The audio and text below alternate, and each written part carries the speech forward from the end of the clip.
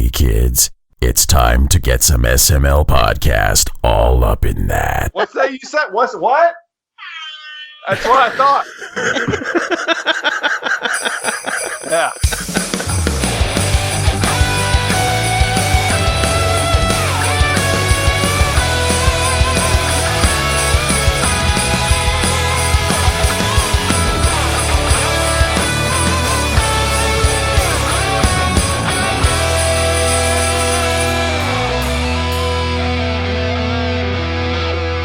What's up, everybody? This is the SML podcast. I'm still sick as hell, but Cole, you're here. How are you doing? I fucking caught the cold. Good. I told you keep that shit to yourself. God damn it. Every time I get worked up, I start coughing. Do you know how often I get worked up? Has anybody ever heard this show? No. No, Sorry. Someone has heard the show, and they're actually on as a guest today. Can you believe it? Can you believe I'm sorry. Josh VanVeld of Xaviant, how are you doing today? I'm doing great, Joe. Thanks for having me. It's great to be here. Did I pronunciate everything correctly? Close. So definitely I'm Josh VanVeld, although my wife says Josh VanVeld. Like she struggles with the where to emphasize the, because that's how I wanted to pronounce it. She's what I refer to as one of the Plains hillbillies. She's from the Chicago area. Midwest. Yeah, but it's Xaviant is the name of the company. Yeah.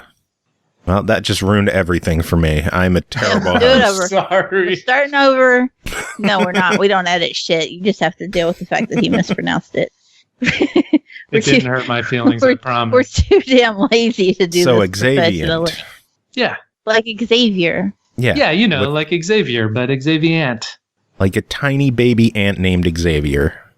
I'm pretty sure that's where the name came from. Wow. Which makes sense. That does make sense in the long run. So how is the baby ant named Xavier? Well, we just shipped a game. Man, it was a week ago. What day is today? Today's Thursday, right? Yep. It was it was a week ago. We shipped our new game. It's called Don't Die Minerva for Xbox One and Steam for Windows PC, and it's in early access and game preview. So as you can imagine, the last 2 months have been a complete blur. But overall, I'd say things are going really well. We're really having fun with it. For the people who don't know what Don't Die Minerva is, give us the sales pitch. Okay. So it's a roguelite, and it is about a little girl named Minerva who finds herself stuck in this haunted house full of ghosts. And to fight the ghosts, Minerva has to use a variety of flashlights. And she also has a backpack full of different stuffed animals, and she can deploy them in combat to be her sort of friendly familiars to help her. So you're clearing floors of the dungeon, getting procedurally generated loot, fighting through procedurally generated dungeons in procedurally generated combat encounters, and so on. And it's roguelite because you're finding a currency called essence crystals that you can use to purchase permanent upgrades that will persist even after you die. So the game's a little tough, especially on the higher difficulty levels, but as you unlock stuff, it gets a little bit easier to keep you going. Man, it's tough even on the easier difficulties when you're starting out. No, it's not. Yeah, it really kind of is, and that's actually something we're in the midst of wrapping up our first content update, and that's one of the things, especially when you're doing early access. It's a mad dash to get it out the door, and then you release it, and people start playing it, and you're like, oh wow. Like we're seeing stuff about this that we were a little too close to it to realize. When you're playing it every day, you naturally kind of get good at it and you forget what it's like to have never played it before. Mm-hmm. So point is, I think that we didn't put much of a difficulty ramp in on the easy and normal levels, especially early in the game, which some roguelites do that. But especially when you see our cute, spooky game, you're not expecting to take a baseball bat to the face in the first room. So I think we're gonna tone that down a little bit for our first content update. I did think there was quite a bit of a difficulty spike between easy and normal. Like, I played on normal to start with, and I was like, ow, this is hard, even though it's adorable. And then I played on easy, and I was like, never mind, I'm a god. Yeah, you can definitely. I think we turned down the enemy damage by, I want to say 30% or something like that, maybe even more than that. I think it's 70% that we turned down the enemy damage, and so you're getting a very similar experience in a lot of ways, but you can just take more hits, and it's not quite to the level that my kids can handle it, but I think most slightly older people who know how to play video games can get through, but we can't help but be critical of it when we look at it. And so we see a lot of room for improvement just in terms of, making it less spiky, having a little more of a ramp, and kind of getting you to see a lot of the cool stuff in terms of loot and other content before you die for the first time, we want to, get our hooks in you a little bit so that you want to keep playing after you die the first time. And you definitely succeeded in that, because the very first time I played it, I played on normal and I didn't make it out of the second room. Wow.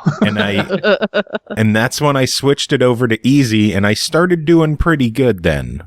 Okay. Yeah. I at least got to the second floor. Sheesh. Yeah, I've made it up to like the fourth floor now, which I feel. Oh, wow. Okay. I feel incredibly proud of myself for making it that far. I died pretty much immediately as soon as I left the elevator on the fourth floor. Yeah. It's tough. This is a tough game, but it's so enjoyable to come back to and try again. I love picking up the crystals and being able to increase different abilities to help make the game easier. My only consideration is on the easier difficulty, the crystals are near impossible to find. Yeah, and that's another example of it's sort of are you guys familiar with the concept of the safety patrol? Did they have that when you were kids at your elementary school, where like some kid puts on the little kind of fluorescent orange safety sash and has a little badge and maybe helps like direct kids who are crossing the crosswalk or whatever? We had safety people like that, but they were never students. So at my elementary school, they would make students, at least like deputies for that, members of the safety patrol. And, that can kind of go to your head when you have all that power and you're, 8 or 9 years old.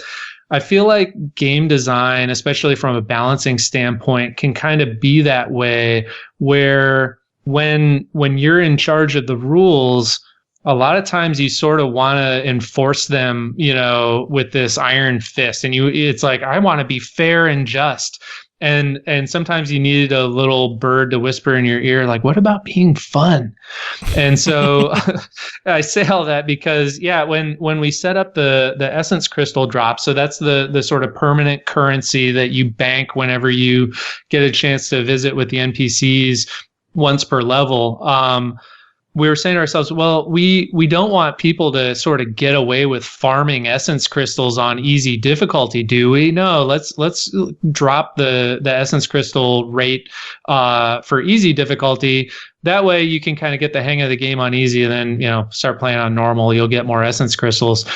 And then after we launched, we realized people aren't having as much fun as they'd be having if they could like get the crystals and unlock stuff and kind of get into that groove. So we said, screw it. Let's let everybody have essence crystals. So the next update, we're retuning that economy. We're also reducing the cost of a lot of the unlocks, because a lot of them are sort of quality of life things that you really sort of need to enjoy the game a little bit more. So, I really hope you guys play with the next update, which I think will be coming out next week. We haven't announced it yet, but it's coming really soon. I think it's gonna sort of without fundamentally changing how you play the game. It's gonna be like adding air conditioning to your car. It'll be that sort of thing of like, I liked this car, but now that I have climate control, it's way better. I really love it. That's the hope. I'm not mad about quality of life upgrades. Who I is? definitely struggled with the crystals initially, Right. because the whole I was getting more of them on normal, but I couldn't get out with them because normal was hard. Mm-hmm. Sure. But then once I started to get them on easy, and be able to put them up there. One of the things that I did like that you guys did, though, is that the ones that you do get on easy, you can switch to higher difficulty, and you still have your upgrades. You don't get thrown back to the wolves. Right, exactly. I think that was an important accessibility decision. Difficulty stuff is so interesting because, I appreciate you guys being honest with your experience. I think a lot of people, especially if you're in the roguelite genre where it's sort of expected that things are going to be tough, people don't want to outright say, hey, like the game was just too hard for me and I didn't enjoy it as a result. They'll sort of give you clues, but you have to kind of, be on the lookout for the signal. So as we're watching on Twitter and watching streams and stuff, you can definitely tell based on how somebody's playing if they're struggling with the difficulty, but how they communicate that to you oftentimes is the difficulty felt a little uneven. And I think that's sort of code for it was pretty hard, and I don't know if like it was the right kind of hard for me, So it's kind of a challenge to interpret all that accurately, but we're like super, super excited for do the update. And I guess another part about difficulty is some people don't want to choose easy. I'm glad to hear that both of you guys were willing to say, hey, let me try it on easy now. And I know my limitations. Right. There's something just about the word easy, like I'm taking the easy way out. That's okay. It's really, we've thought about, should we rename easy to something else and make that the default? And then if you find it to be, too easy, you jump up. I think that's the reason we've seen a lot of games go for story mode over saying easy these days, is that because especially with very vocal communities online full of assholes. Never heard of that. We'll There's assholes on the internet? What? In gaming communities? Unbelievable. But they shit on the very concept, and especially in a genre like roguelike, as you mentioned, it's a genre that kind of just prides itself on being hard. It's kind of a surprise that I ever even got into it at all. I love roguelites. And so Don't Die Minerva was like my bread and butter handed to me on a plate. But we cherish them being so difficult and being something to overcome. Right. And it can really be a big ass gate that keeps people out of the genre. Well, I think... Oh, go ahead. I'm sorry. Well, I was going to say that I think two good examples and I think different types of games appeal to different kinds of players. And so even within the genre, obviously there are a lot of different tastes. But Dead Cells is a great example for me where I think I'm on like Boss Cell 2, so I'm on the third difficulty level, and I can get to the final boss pretty consistently if I work at it. But I have a real hard time beating the final boss. And so it's a real struggle for me to unlock the third boss cell. But I've spent many, many, many hours playing, and they did a great job of sort of saying, hey, we're gonna, teach you how to play the game. We're going to give you tools along the way that are going to make the game more interesting, have more variety, and be easier to play ultimately. And so there's this great ramp that they have. And then once you beat it and you feel like, I finally did it, it's like, okay, now you've unlocked the next difficulty. And we're taking some of the crutches that you unlocked, we're taking some of them away. We're making it tougher. Try again. And so, they did it nearly perfectly, in my opinion. Whereas Enter the Gungeon, which, I'm not nearly as familiar with, but I've played it a bit. I felt like Enter the Gungeon is the kind of game that'll kill you in the first room and not feel bad about it. Yeah. And the funny thing is that I stayed away from Dead Cells because I thought it would be too difficult for me. But I love Gungeon. Interesting. Yeah, I think Dead Cells, surprisingly, and it's hard to say when you first look at something, but for me, Dead Cells, I went back just to see what it was like on a new save profile a few days ago. And, so I started a new save slot, I played, and I got through 3 levels without taking any damage. So there's this element of like, once you know how to play it, the normal difficulty is a cakewalk. Yeah. But when you're first playing it, you struggle a little bit. But they just really kind of nailed for me, like for my personal taste, that kind of progression. Gungeon feels like it's maybe a little more Isaac-y, where you just have to learn how to handle every situation. And you really need to, like, the goal is to handle it perfectly, because there's no guarantee that you're going to get your health all the way back, right? You might get some of it back. And so that, I think when you hear enter the Gungeon, you sort of know what you're in for. When you see Don't Die Minerva, and it's a little girl and her flashlight and her stuffed bear, you're not quite expecting that, super hardcore kind of thing. And the beauty is we have this whole toolbox of stuff that we've built for this game. It makes it really easy to just kind of tweak and reconfigure stuff, and sort of then offer it up to the audience and say, hey, what do you guys think about this? So we're really excited to do that over and over again throughout early access. What's the feedback been so far? So it's been really positive. The quality of the feedback, I think, a lot of people love the presentation and sort of what it has to offer. And we, generally speaking, it's been positive across the board. I think we're struggling a little bit to just get it in front of people at this point. We don't have the numbers that we'd like to have, a week in, but it's a work in progress, and there's plenty of room to grow. But it's funny because when there are a lot of people loudly complaining, you kind of know exactly where you should focus your effort. We learned that from the culling. Although we didn't know that lesson at the time, we learned it from the culling.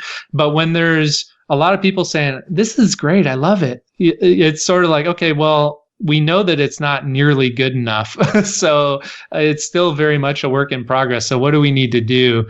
And part of the answer there is just keep adding stuff to it, but also, kind of trying to get the new player experience dialed in to a sweet spot. That's the other big thing we're focused on.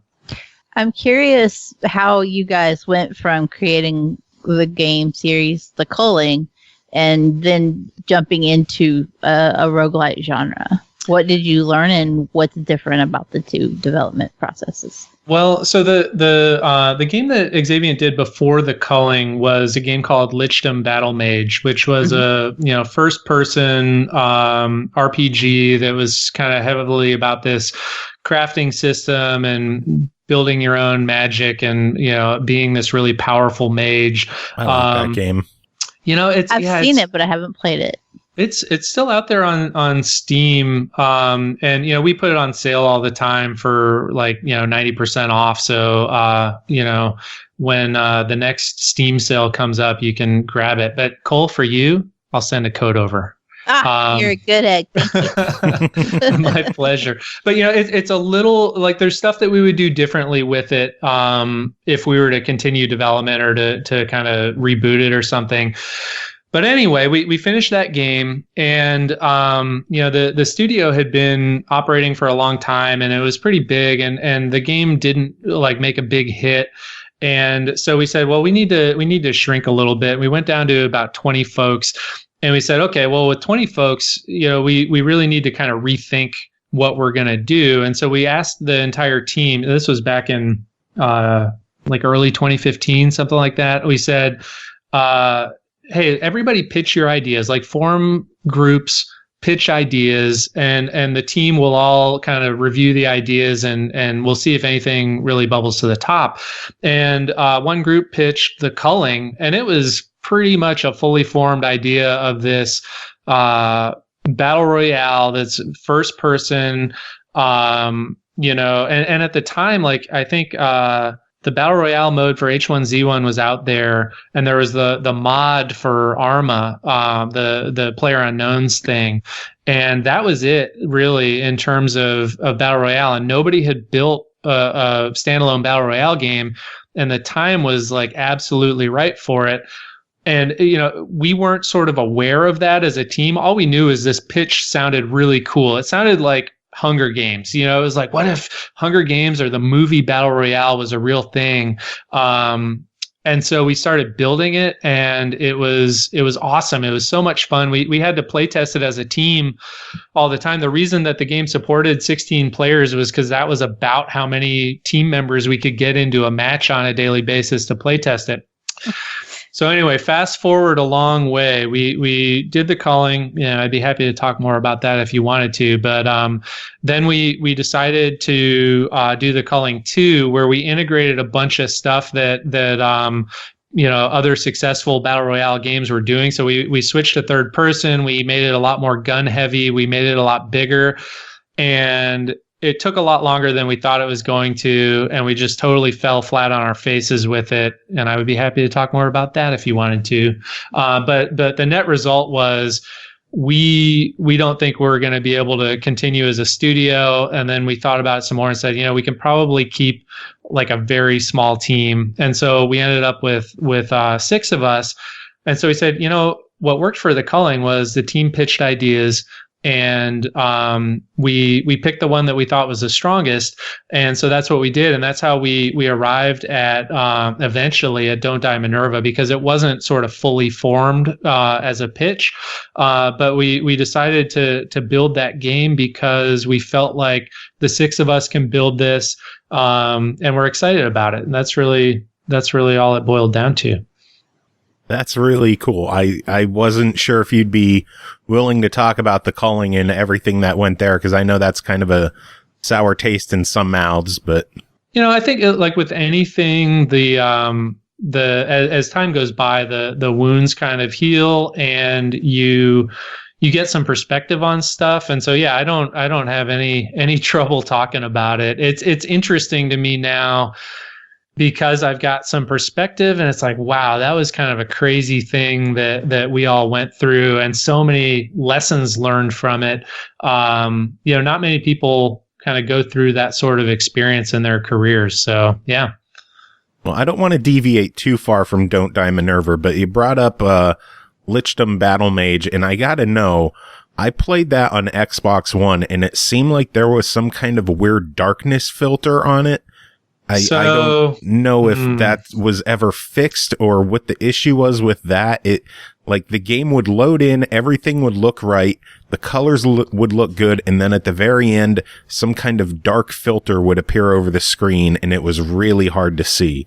I don't know if that was ever figured out or patched, but what was up with that? I believe that there was a patch at some point, because the game suffered horribly from performance issues when it first launched.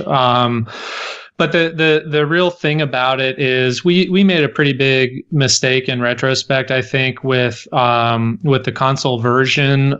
We worked with a publisher who brought a developer on board to do the porting, and we weren't typically I think you want to set things up so that, since we're the IP holder and ultimately our reputation is kind of at stake with that, you want to set things up so that you have kind of final sign off on things. And we kind of made a bad deal, I would say, on that. And so ultimately we had almost nothing to do with the console version and no control over it. So really the PC version is the Xaviant version, and the console version, from my understanding, it did get a lot better with patching, but I can't really speak to the state that it's in. So it sounds like you might need a Steam code for Lichdom as well. I might actually have it on Steam. I'm not sure. Okay. All I know is my computer sucks, and it probably wouldn't run it. Yeah, I'm one of those console master race guys. Game. Oh, really? Okay. So did you play Minerva on Xbox then? Yes. Mm-hmm. Gotcha. Cool. Xbox is life, because Xbox doesn't care how good your GPU is. And from a development standpoint, it's really nice. And the whole thing with Xbox One X versus the regular Xbox is so interesting, because you've kind of created a scenario within the same console generation of a recommended spec and a min spec. And so we have to support 2 specific specs with the game. But that's way better than supporting kind of every PC that's out there, and you have no idea what people might be running. Yeah, because computers, they're just, man, they are complicated. And there's just a million things that can kind of contribute to somebody having a rough experience. And when you're tiny as a developer, you don't have this big, lab or something where they've got like 1,000 different hardware configurations that you can go and say, oh, it's because he's running this build of Windows 98, with this graphics card or whatever.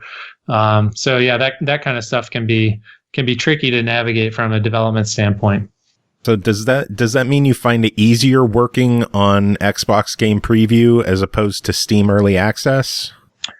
I wouldn't say, it's very easy to do both simultaneously, at least with Unreal Engine. The only difference really is the certification process for Microsoft, where you're submitting your patches and content updates, and they, make sure that it's not like horribly broken before you release it. That, on Steam, they let you push your own buttons and just kind of make it happen, which can be good or bad depending on how diligent you are as a developer, I guess. But if you said, hey, would you rather do PC only or Xbox only? I think I would probably prefer to do Xbox only, just because it takes that whole thing of the hardware questions out of the equation. You know exactly the experience that the end user is going to have. That makes sense. Cole, you've been quiet. Anything you want to say? Well, I wanted to ask, since the game is in game preview, how much of the game is there in its completed form? Are we just in a phase of where you're like, fine tuning things like the difficulty, or is there more to be added to the game? That's a great question. So it's interesting because we could conceivably add content to it forever. The friendlies, the different types of flashlights, the biomes, the rooms within the individual biomes, the bosses, the enemies, the essence unlocks, new systems that we haven't even come up with. There's, we could make the game 2 or 3 or 5 times bigger than it is now, and we would happily do that depending on, the circumstances kind of facilitating that. What's there right now is something that is what I would kind of consider a complete and yet somewhat sparse experience. You can play all the way through the 9 levels of the game. You can fight 3 different bosses. I think we've got around 20 different enemies. There's lots of loot variety and so on. But when I play it, I feel like I want more. I want more friendlies. I want more weapons. I want more, affixes and the loot system and so on and so forth. And it's hard to say, sort of, are we 75% of the way there on the sort of content front, the scope of the game front, or are we 50% or 25%? I think if you were to buy it, it can offer you hours and hours of gameplay. And again, I think with this next update, that proposition is going to be even stronger. From a polish and debugging standpoint, there's quite a bit of stuff that still needs to be done. But I think that like in the spectrum of early access, where some people are giving you this rough prototype versus some people are giving you something where you're like, why are you calling this early access? It seems like it's done. I think we're closer to that it's almost done standpoint. The game really knows what it is. It's not terribly buggy, although it does have bugs. It's pretty to look at, and most of the features that are in there have good looking content to support them in terms of art, animations, VFX, that sort of thing. So yeah, it's kind of a small, really strong beta, where we definitely want to make it bigger and we definitely want to make it better. But I think our focus in a lot of ways is going to be on making it bigger, because it's infinitely scalable in terms of how big we make it. How big do you think you can go reasonably before going to full release? That's a good question. I think right now we're sort of thinking, between 3 months and 9 months, something like that in early access /game preview. And we have to kind of get, we haven't lived with this game as a sort of nearly finished product for very long. Like as a team, we were, scrambling right down to the wire to kind of wrap things up and get the game ready to go out the door. And so over the Thanksgiving break was the first time that we could really sort of sit down with it for a little while and sort of see what it was. Because again, it's the forest for the trees perspective sort of issue that you run into. So now what we're going to have to do, and I'm kind of putting on my producer hat and thinking about things just in terms of, what can our team of 6 accomplish? There's going to be this aspect of how long does it take to add a new friendly to the game? How long does it take to add a new flashlight to the game? How long does it take to add a dozen rooms to the game? And if the answer to that is 2 weeks or 3 weeks, then you sort of multiply that by 3 to 6 months, and then you kind of get a sense of how big it's going to be. So we're not sitting there saying this game isn't done until there's 15 friendlies and 2 new biomes and 10 new bosses or whatever. We're more looking at it like we know the kind of stuff we want to add to it, and we know the kind of things that we want to fix and change about it. And we think that after some number of updates, we're going to look at it and say, yeah, this justifies the price point. It has hundreds of hours of replayability. At this point, if we're adding stuff to it, it's kind of gratuitous. It wouldn't be bad, but it's sort of then when you start wondering, hey, should we put this in a content update like DLC instead of just a patch to the game, that would be the point where we think, hey, it's probably time to come out a game preview. Yeah. So I have one extremely important question. Great. Ready? Prepare so thyself. Ready. All right. Okay. What's your favorite friendly? Oh. He so thought I was going to ask about the calling. So, sweating bullets over here. Okay. Man, this is really tough because the game that you guys played, that game is dead to me. The game that we're gonna put out, the update that we're gonna put out next week, that's the shit, right? And it's tough. We developers always live in that mode of it's even kind of hard to remember without going back and playing it exactly what the game was before. So I'll say this: when I play, I really like the dragon. In the current game, because I like that I can sort of send him off to do stuff. He'll fly an infinite distance basically, and he'll handle a lot of stuff. From a personality standpoint, I love the cat. But the cat needs a little work to be more effective. But that all said, our new secret friendly that hasn't been announced yet, that's going to be in the next update, is by far my current favorite. I love it. It's this whole different spin on what a friendly is. You kind of have to actively deploy it, and you're deploying it a lot. So it feels almost more like a weapon you're wielding than sort of a familiar that you're deploying and just sort of, leaving on the battlefield. So yeah, that's a long answer, but that's it. I can't tell you. I'm more excited about this one that you're not allowed to announce. Yeah. Oh man, it's it was the kind of thing where we didn't, it's not like it was sitting there on the shelf and we're like, okay, let's bring it down off the shelf for the first update. It was literally like, okay guys, we got the game out the door, we should do another friendly. Who's got ideas, right? And we talked about a whole bunch of different stuff, and then you prototype it, and then you tweak the prototype until it sort of comes into focus.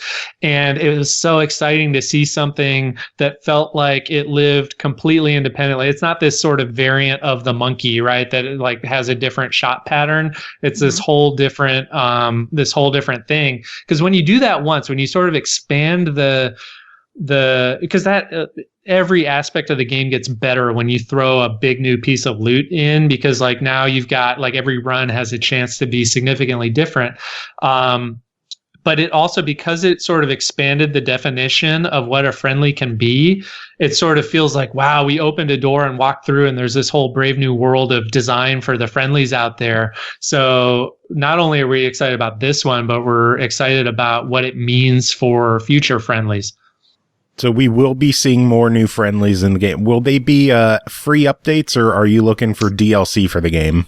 Oh, absolutely free. Like I said, I think the game is a lot smaller than it should be, and we're certainly going to add to it a lot from a friendlies, flashlights, loot affixes, rooms, the whole 9 yards. Like the time that we spend in game preview is all about building the game out. And then when we come out of game preview, we'll decide whether all the future content updates are free or paid or not. But the game is going to get way bigger before we come out of game preview, and everything that we do while we're in game preview is absolutely free to people who've purchased it. That's awesome.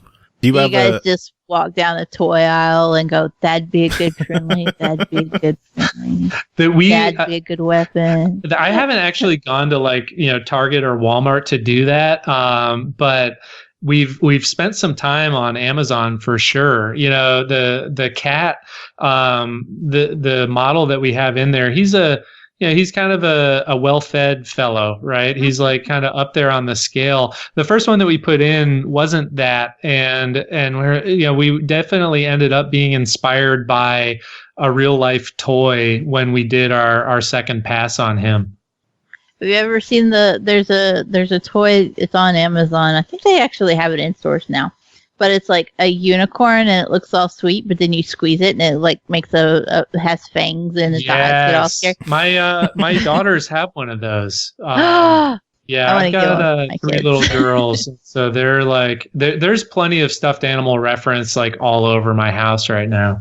That's You're just beautiful. Like, you would be awesome to go in as a friendly, and you need to shoot bananas, and you need to... Exactly. Like, Minerva could have, like, a bag full of little army dudes that she throws out, and they go... We've talked about toys that aren't stuffed animals and whether that sort of like could fit in the roster or not. And right now, I'm sort of leaning towards let's keep it all stuffed animals and keep that animal theme going, at least until we feel like that's exhausted, if that's possible. But certainly there have been some questions of like, hey, could other toys come into the mix?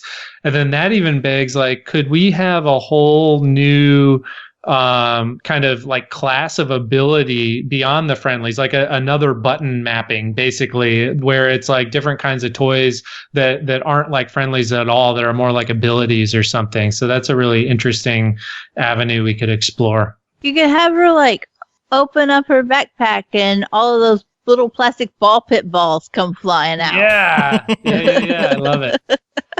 There's so much stuff. And one thing that we're It's really interesting working on a game that's still considered a work in progress, because typically when you're doing an interview about a game, you're talking about what's in the game, but in this case I'm just so excited about what's about to be in the game.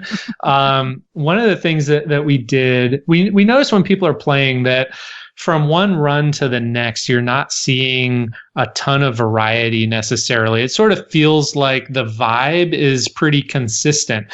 And so what we're doing is we're kind of turning the legendary items up to 11 in terms of their stats. So when I say an affix, I'm talking about one of the little bullet points that's on a piece of gear. So let's say you've got a legendary bear. The legendary bear has a chance for an affix where any friend who's in his radius, so that includes Minerva or another friendly, because you can unlock a second friendly slot, so you can have 2 at once. Any other friend that's in his radius will get like an attack speed buff. And going back to the safety patrol thing, in the version that you're playing, that buff isn't particularly strong. Because I don't want things to get out of hand, right? I feel like the librarian, like, guys, we can't get too loud. We don't want things to be crazy. So let's just keep the game to a whisper. And we're like, you know what? What if we started shouting? Like, let's turn the volume all the way up. And so we are cranking all those numbers up on the legendary gear and on the epic gear as well, to some extent. So purples and oranges. And it's really, without kind of changing the fundamentals of how you play the game, it's still like transforming the experience, because you'll get a set of boots that give you like plus 100% movement speed. And suddenly the game feels crazy, right? But it's not necessarily 100% a good thing. It's cool because you can move fast and traversing is fast, but in combat, you have to be a lot more careful and precise. You can get reckless. And so that sort of exists across the board in this stuff. And because a lot of these affixes are affecting your offensive output, it actually ends up making the game easier. You get this legendary flashlight, and suddenly you're just straight up burning stuff down. Just ghosts are melting in front of you. I like that flashlight.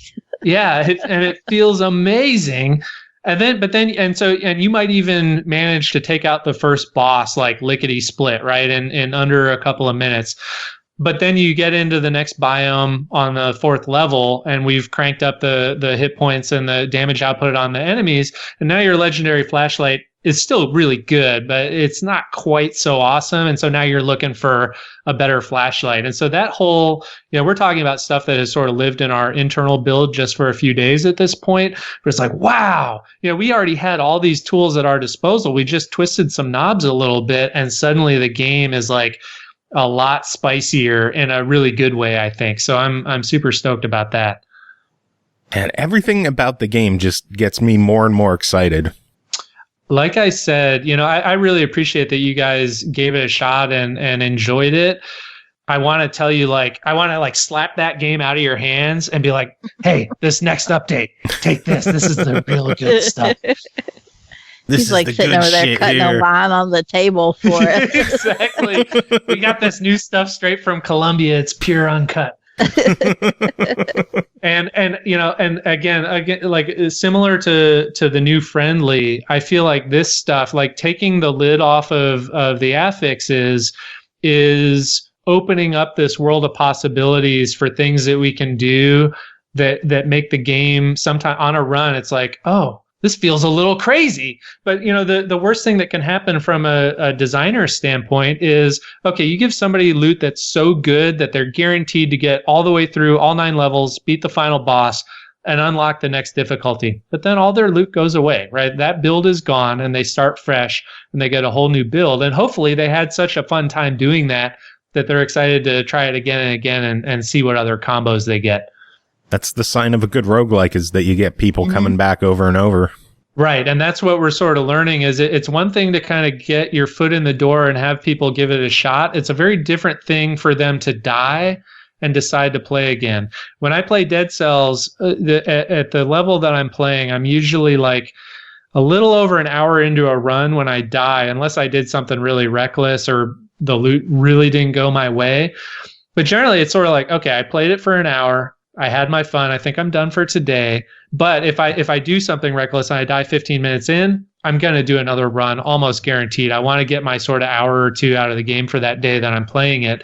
And that's kind of the dream for us, is to get to the point where that's how people feel about it. Is like, I'm definitely putting in an hour or two, even if I die, I feel like it's my fault when I die. It's not that the game just bullet helled me to death. And so I'm like, I made a mistake. I know what to do next time. I'm going to try it again. It's like, oh, it's bedtime. One more run, that kind of thing. That's what we're hoping for. I love it. I have an important question that would address most of our listening audience. When do you expect to implement Xbox achievements? Great question. So we are able to do that. We're allowed to do that during game preview, I'm pretty sure. And of course, our plan would be Steam achievements and Xbox achievements, in the same update. So my expectation would be that it'll happen before we come out of game preview, and hopefully well before it. We've got a lot of the infrastructure in place, and part of what we want to do, I listened to your Wandersong podcast, and he was talking about his unorthodox achievement approach, and I don't know what it is. I haven't played the game yet. I'm like, what do you do? What is it? I want to know this unorthodox approach. You can actually complete Wandersong without playing through the game. It has chapter select, and you just go in and do the achievements that way. Interesting. So similarly, I guess, because he felt like, if I understood him correctly, he felt like he wanted to sort of have his achievements be in keeping with the philosophy behind the game design in general. And he didn't want to do stuff that sort of felt like it was just, well, this is how you do achievements in games, and so I'll follow that route. And I will not say that Minerva is anything like Wandersong in terms of the level of sort of innovation and completely going off the beaten path. But I think there's something about understanding your game and how people like to play your game before you implement the achievements, because you don't want your achievements to be things that feel grindy for the sake of grindy, or causing players to play in a way that's sort of uncomfortable for them, but they're doing it because they have to, because they feel obligated. So a kind of a seamless integration would be nice. And, we're kind of paying attention to how people play so that we can better design that system. You have any fun achievement ideas in mind? I don't have anything specific off the top of my head. I've got notes somewhere, but it has not been top of mind so far. Do you have any ideas in mind? I would be happy to steal them from you. I can think of 2 to not do. Okay, let's hear it. Don't do a speed run achievement. Okay. And don't do a difficulty-based achievement.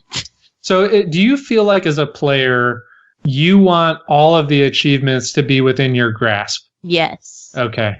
Yeah, because I think that would be... Like, I loved Little Nightmares, but Little Nightmares had an achievement for beating the game, and what was it, like under an hour? And okay. Not dying more than 5 times. Like, that's not doable for most people. Right. That's interesting. It's tough because I'm sure there are some people who feel differently and say, hey, like, I'm capable of beating the game on its highest difficulty. I don't want others to get that, right? They have that thought process on it. I'm not an achievement hunter myself per se, so I'm always interested in kind of what draws them to it, and what they like and don't like about how various games have implemented that. The achievement pop is very satisfying. Yeah, that's true. And especially when it's a rare one. Yeah, but most of the games that we talk about when it comes to achievements, they're from Rad Lake Games, a publisher who puts out smaller indie titles, and a lot of their games are, you could get all of the achievements without completing the game. Yeah, you can usually do it in like 15 minutes to an hour. Interesting. And those sell fairly well based on the achievements alone. So there's definitely an audience out there that if you have a lot of easy achievements, you'll get sales just because of those. Huh. There's still something to be said for like a good achievement list that makes you want to dive back into the game. Like, I've been playing Cardpocalypse a fuck ton. Since this isn't coming out right away, I can say this, right, Joe? Yeah. Okay. So I've been playing Cardpocalypse a fuck ton. And one of the things about it is I have beat the game 3 times already, but there's a couple of achievements I've missed every time. And so I just keep going back, but there's no chapter select, so I have to do the whole game over again. I see. Interesting. And I'm like, but I like it enough that I don't care. So I'm guessing you're not a fan of the hidden achievements where the game doesn't tell you what you need to do to get them. Yeah, I want to know. Like, I don't like secret achievements either. The ones where if I have to load up TA to find out what I'm supposed to do, then God damn it. Interesting. Okay. I'm not that crazy. I don't mind secret achievements. What I love more than anything when it comes to achievements that so many other people hate, it's when achievements don't end in a 0 or a 5. That would drive me crazy. Like, that's a blessing and a curse. I fucking love games that do that, and I've given games extra credit in reviews because they did that. Because it just pisses so many people off, and that makes me happy. It's like, oh, my OCD, I have my achievements end in a 7 now. What am I gonna do? Then complete the game. Because you'll get 1,000 if you complete the game. Just get all of them. Problem solved. It's a blessing and a curse because I don't care most of the time if my achievements are like out of whack. I recently had 292,292, and I was very excited. I had a palindrome, and I was like, "Fuck yeah!" And I purposely went out of my way to get that palindrome. But then, like shortly after, I wanted to get 300,000, and I sat here and died and watched the opening sequence in stick type 76 times to get a 1G achievement so that I could hit 300,000 on the nose. Wow, you guys are opening my eyes to this whole world that I didn't really know existed. Oh my god, gamer score horrors are a thing. Yeah. Funny. Yeah, gamer score horrors are pretty crazy. It's just as big a deal to get like a cool number sequence, like a palindrome or 1, 2, 3, 4, 5, 6, or 666, 666. So when you get there, let's say you've got the palindrome going on, do you then like freeze that account and start a new account? Like, or do you no, you just take a screenshot, go on for the next one. Okay. Yeah. All right. Post it on Twitter and be like, look what I did. I've had cool ones over the years. I think I had 1, 2, 3, 4, 5, 6 at one point.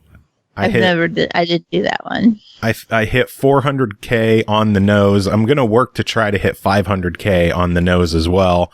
I'm getting close to that. I'm at 487, 683. Oh my god, it doesn't end in a 0 or a 5. What am I going to do? You're going to go die 100 times in stick type and watch the sequence 100 times and so cry funny. the whole day you do it. The way that you guys feel about that is sort of emblematic of the kind of challenge faced by game developers at every turn. You both feel very strongly about one side or the other of the coin, you know, when it comes to sort of like even or at least like multiples of 5 numbers for the gamer score versus just kind of rando stuff. How can we please both of you? We can't, right? So you always have to pick a side. You always have to just pick one and accept it.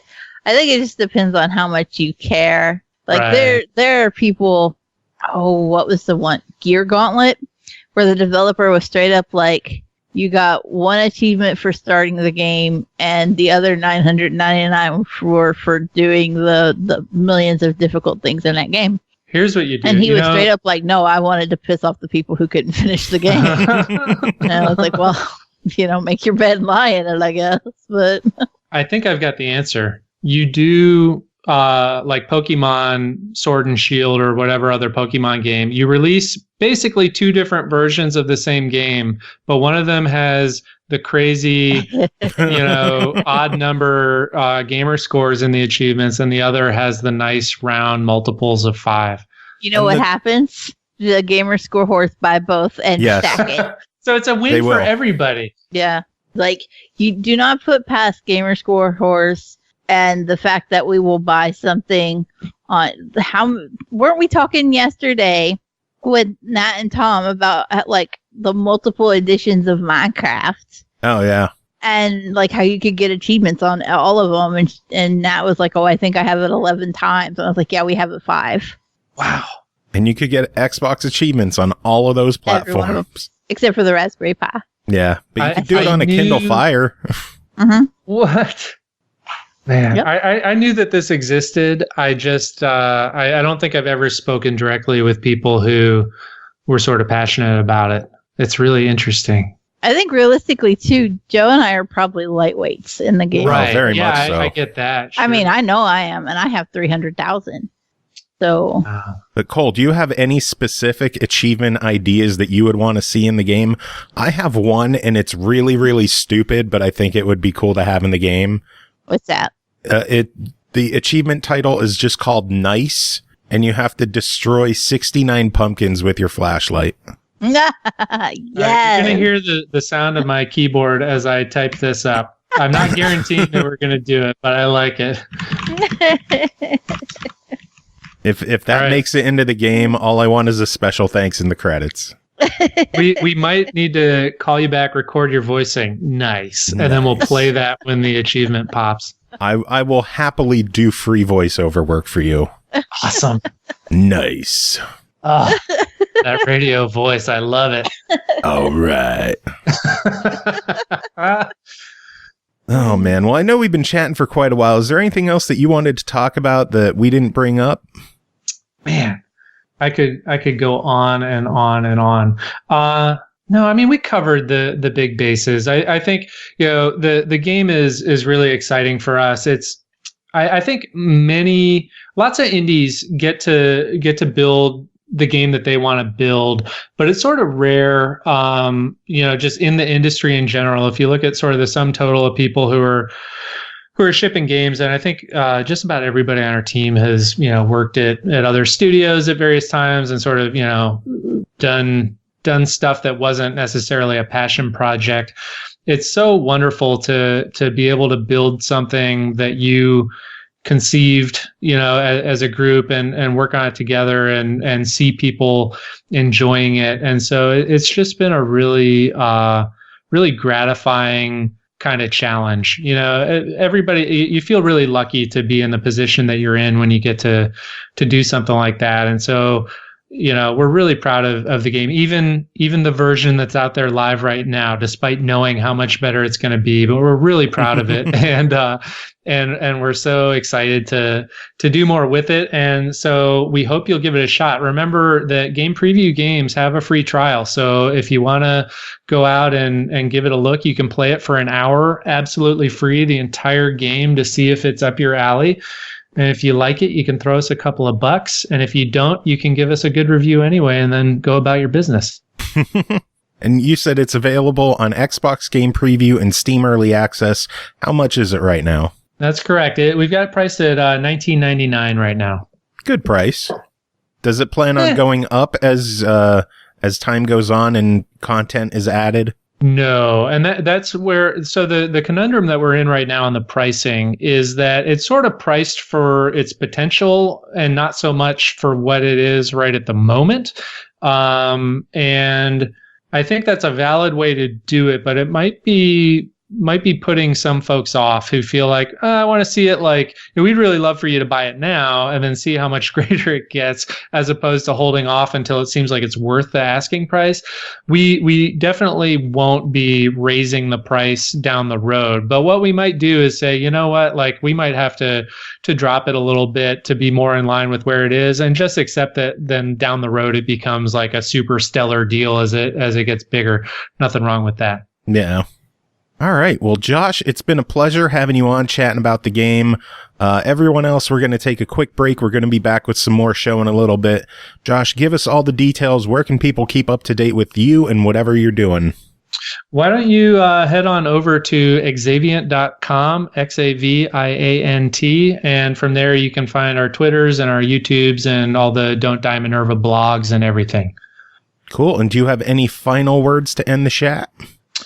I want to say thank you, Joe, and thank you, Cole. This was my first podcast, and it is literally everything I dreamed it would be. You guys put on a good show, and I really hope it. I would be happy to come back. I would love to. Yeah, absolutely.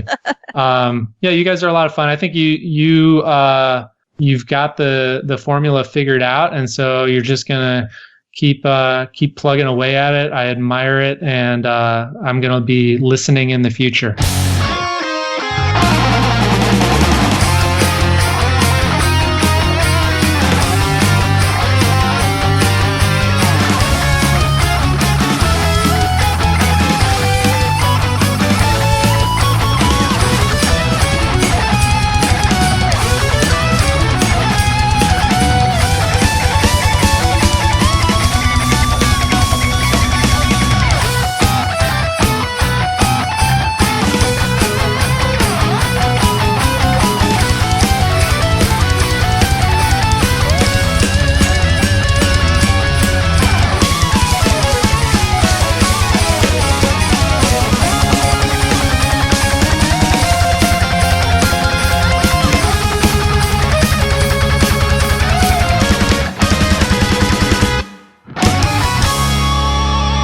Welcome back, everyone. Thanks for sticking around. Another big thanks to Josh at Xaviant, not Xaviant, for joining us and chatting about Don't Die Minerva. That was a fun chat.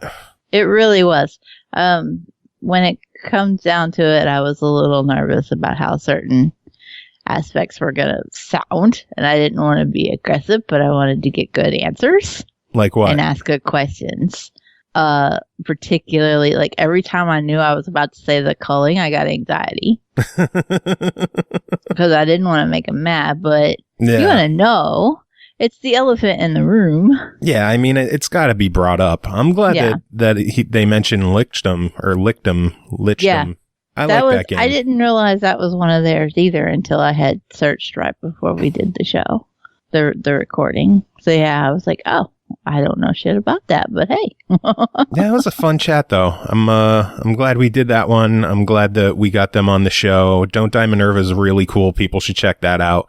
It is in game preview right now, and it's fun. I've been wasting a lot of time on it. I suck at it, but I've been having fun with it. Yeah, just listening to you talking about how far you got, and I was just like, because I can't say how far I am without giving spoilers. He said there were nine levels, right? I don't remember. I don't remember shit about the interview. Like I started, I was starting to edit it, and I was listening back to it. I'm like, I don't remember any of this. Don't remember saying that. I was in a medicated haze, so I'm lucky I didn't say anything that. Well, I don't think I said anything too stupid, but you never know. Now you know how I feel because I'm in a medicated haze all the time.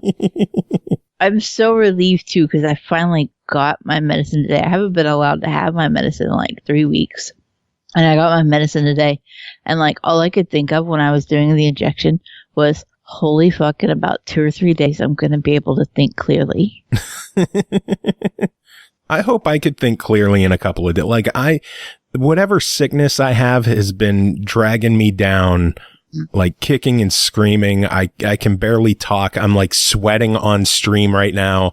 I'm not sure if it's showing up that well. Probably. You know what's funny is that I hadn't really been saying anything about how I was struggling to like stay cognizant without my medicine.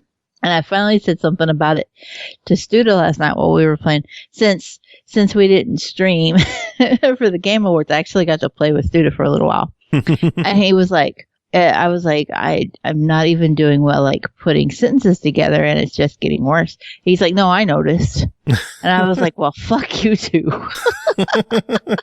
It's okay. We're in this together. Yeah.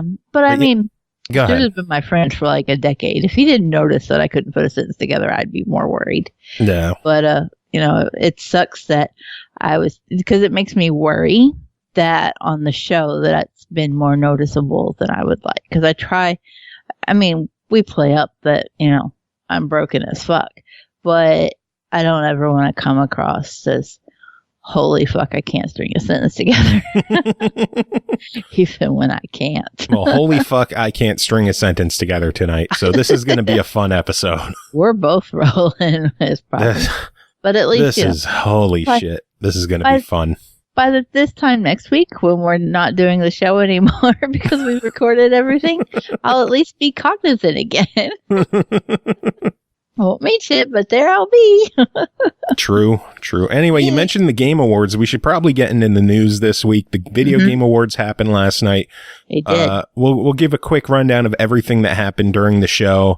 Some big stuff happened, some not so big stuff happened, and amazingly, it was not the Death Stranding Awards. I don't know how to process this. Like, I was fully expecting Death Stranding to just walk away with it. I think even during the interview, I made a comment about giving Kojima a head on stage. So, I mean, we clearly know what I was thinking was going to happen. Aki I think everyone was thinking that. She's like, wait, what? It's not 9 yet. Joe's dying. We're doing this early. Deal with it. Suck it. But yeah, I fully expected. There were some pleasant surprises, and we will get to what those are. Yes, let's go in order. The pre-show happened, and the first thing they did was they gave away the award for Best Community Support, which went to Destiny 2. And then they followed that up with a trailer for, I don't know. Why? There were so many other games that have done just so much more amazing things for their communities than Destiny. Yeah. Okay, carry on. But whatever. They had a trailer for the Marvel Ultimate Alliance 3 DLC, which is releasing December 23rd. So Switch fans have that to look forward to. Next up was the award for Best Score in Music, and Death Stranding won this one, and I think Cadence of Hyrule got fucking robbed. Danny B deserved that win. Yeah, literally anything could have deserved that over Death Stranding. I don't know. I think I don't agree with that one at all. I'm gonna be perfectly honest. Like, I know it's gonna sound like I'm throwing shade because I've been very Death Stranding. There is not a single song from the Death Stranding soundtrack that I would recognize. They opened with a Church's song from the Death Stranding soundtrack, and I was like, "Is that from Halo?" Best of all, the song is called Death Stranding.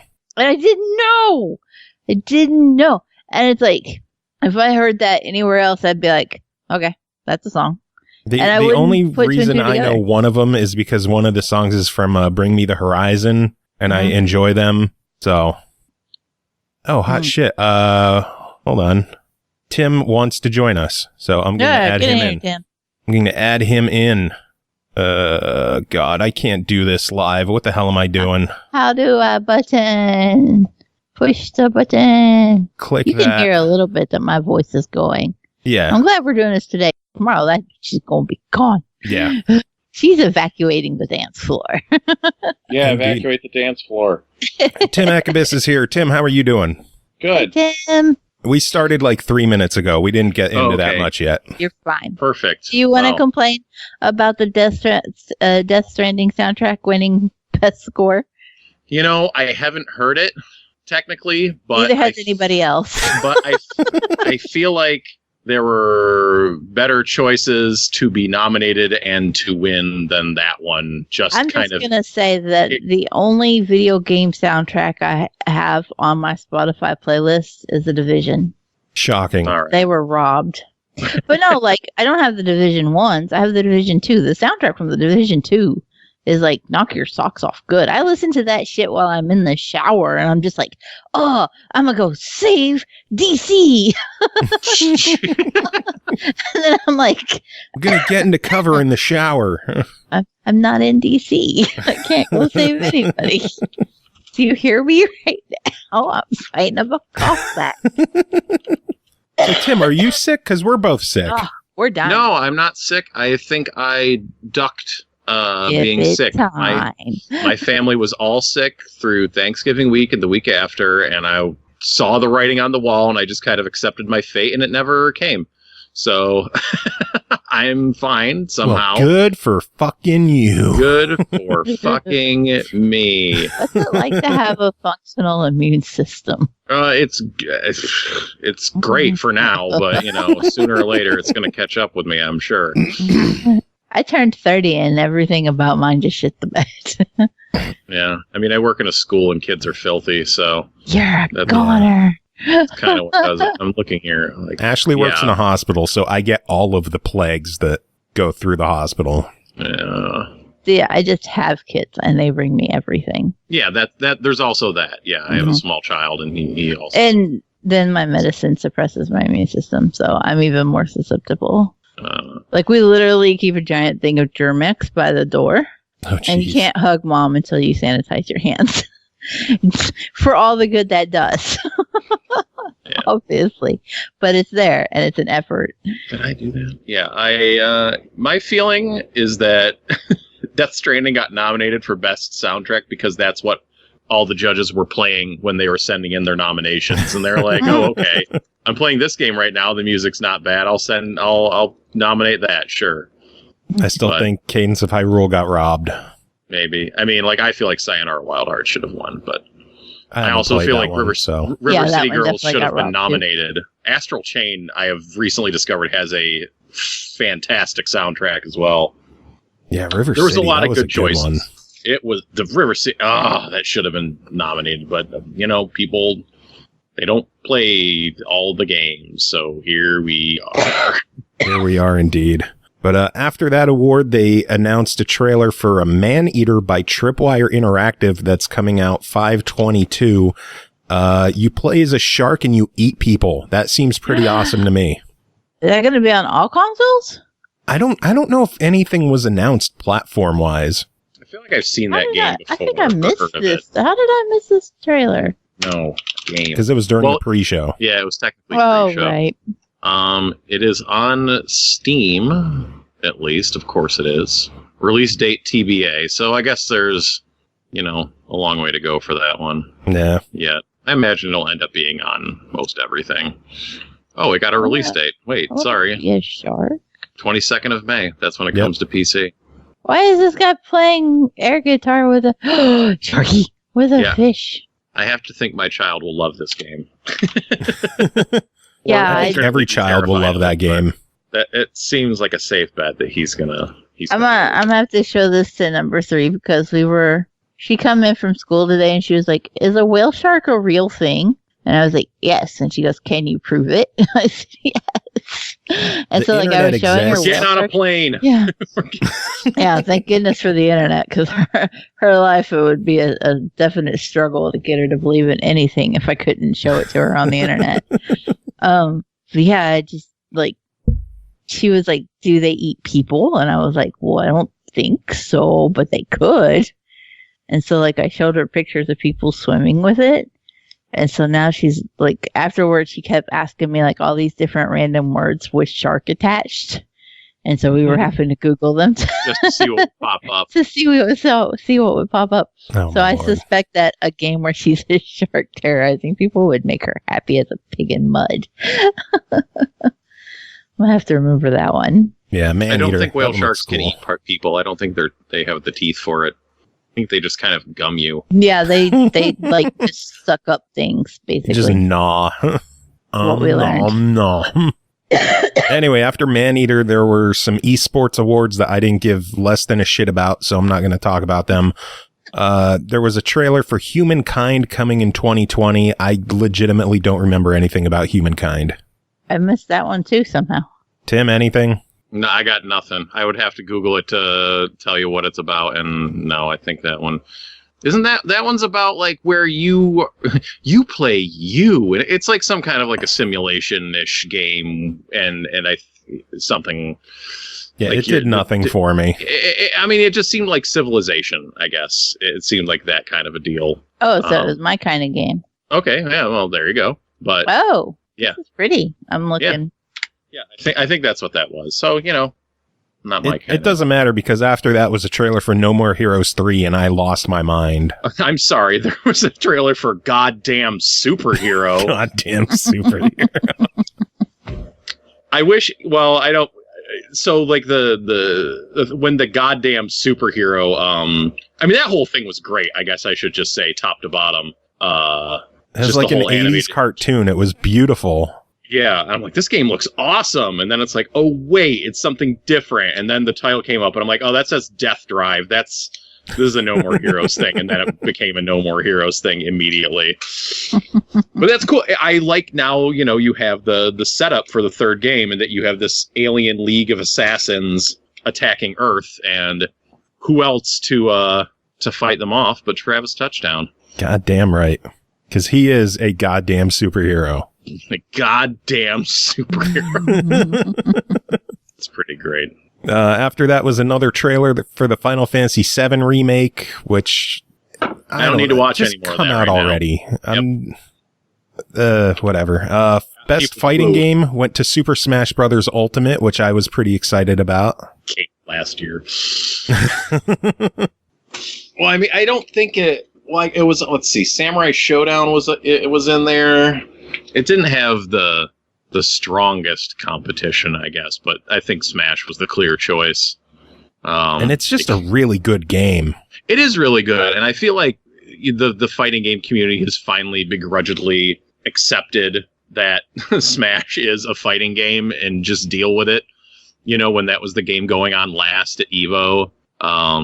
I think in past years that kind of might have been balked at, but yeah, now it's like, okay, Mortal Kombat 11, Jump Force, and Dead or Alive 6. So yeah, I think that's an easy win for Smash, or was an easy win for Smash.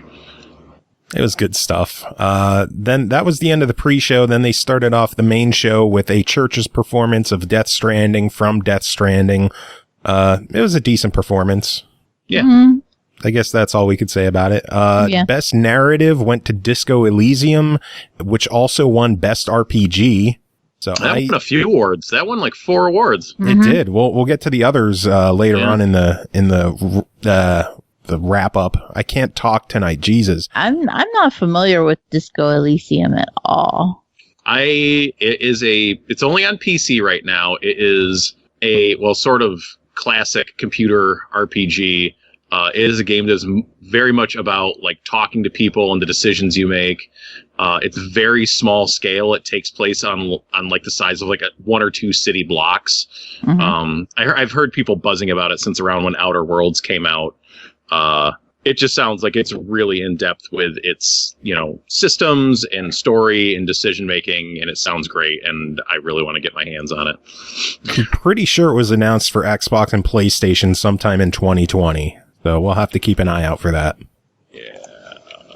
And then the big news of the show, Phil Yes, it is, Spencer by the came way. out, and the Xbox Scarlet has an official name, the Xbox Series X, coming out holiday 2020. And Tim, what did you call it? What didn't I call it? Well, a lot of people made the Xbox sex joke, or The Sex Box, the yeah. sex box. Yeah. I just liked how you called it the Tower of Power. The Tower of Power. Yeah, I mean, it's just straight up like, okay, we're just making a PC now, guys. Here it is. Does not look like your average console. You stack 2 GameCubes on top of one another, if you will. The memes have been pretty good for it.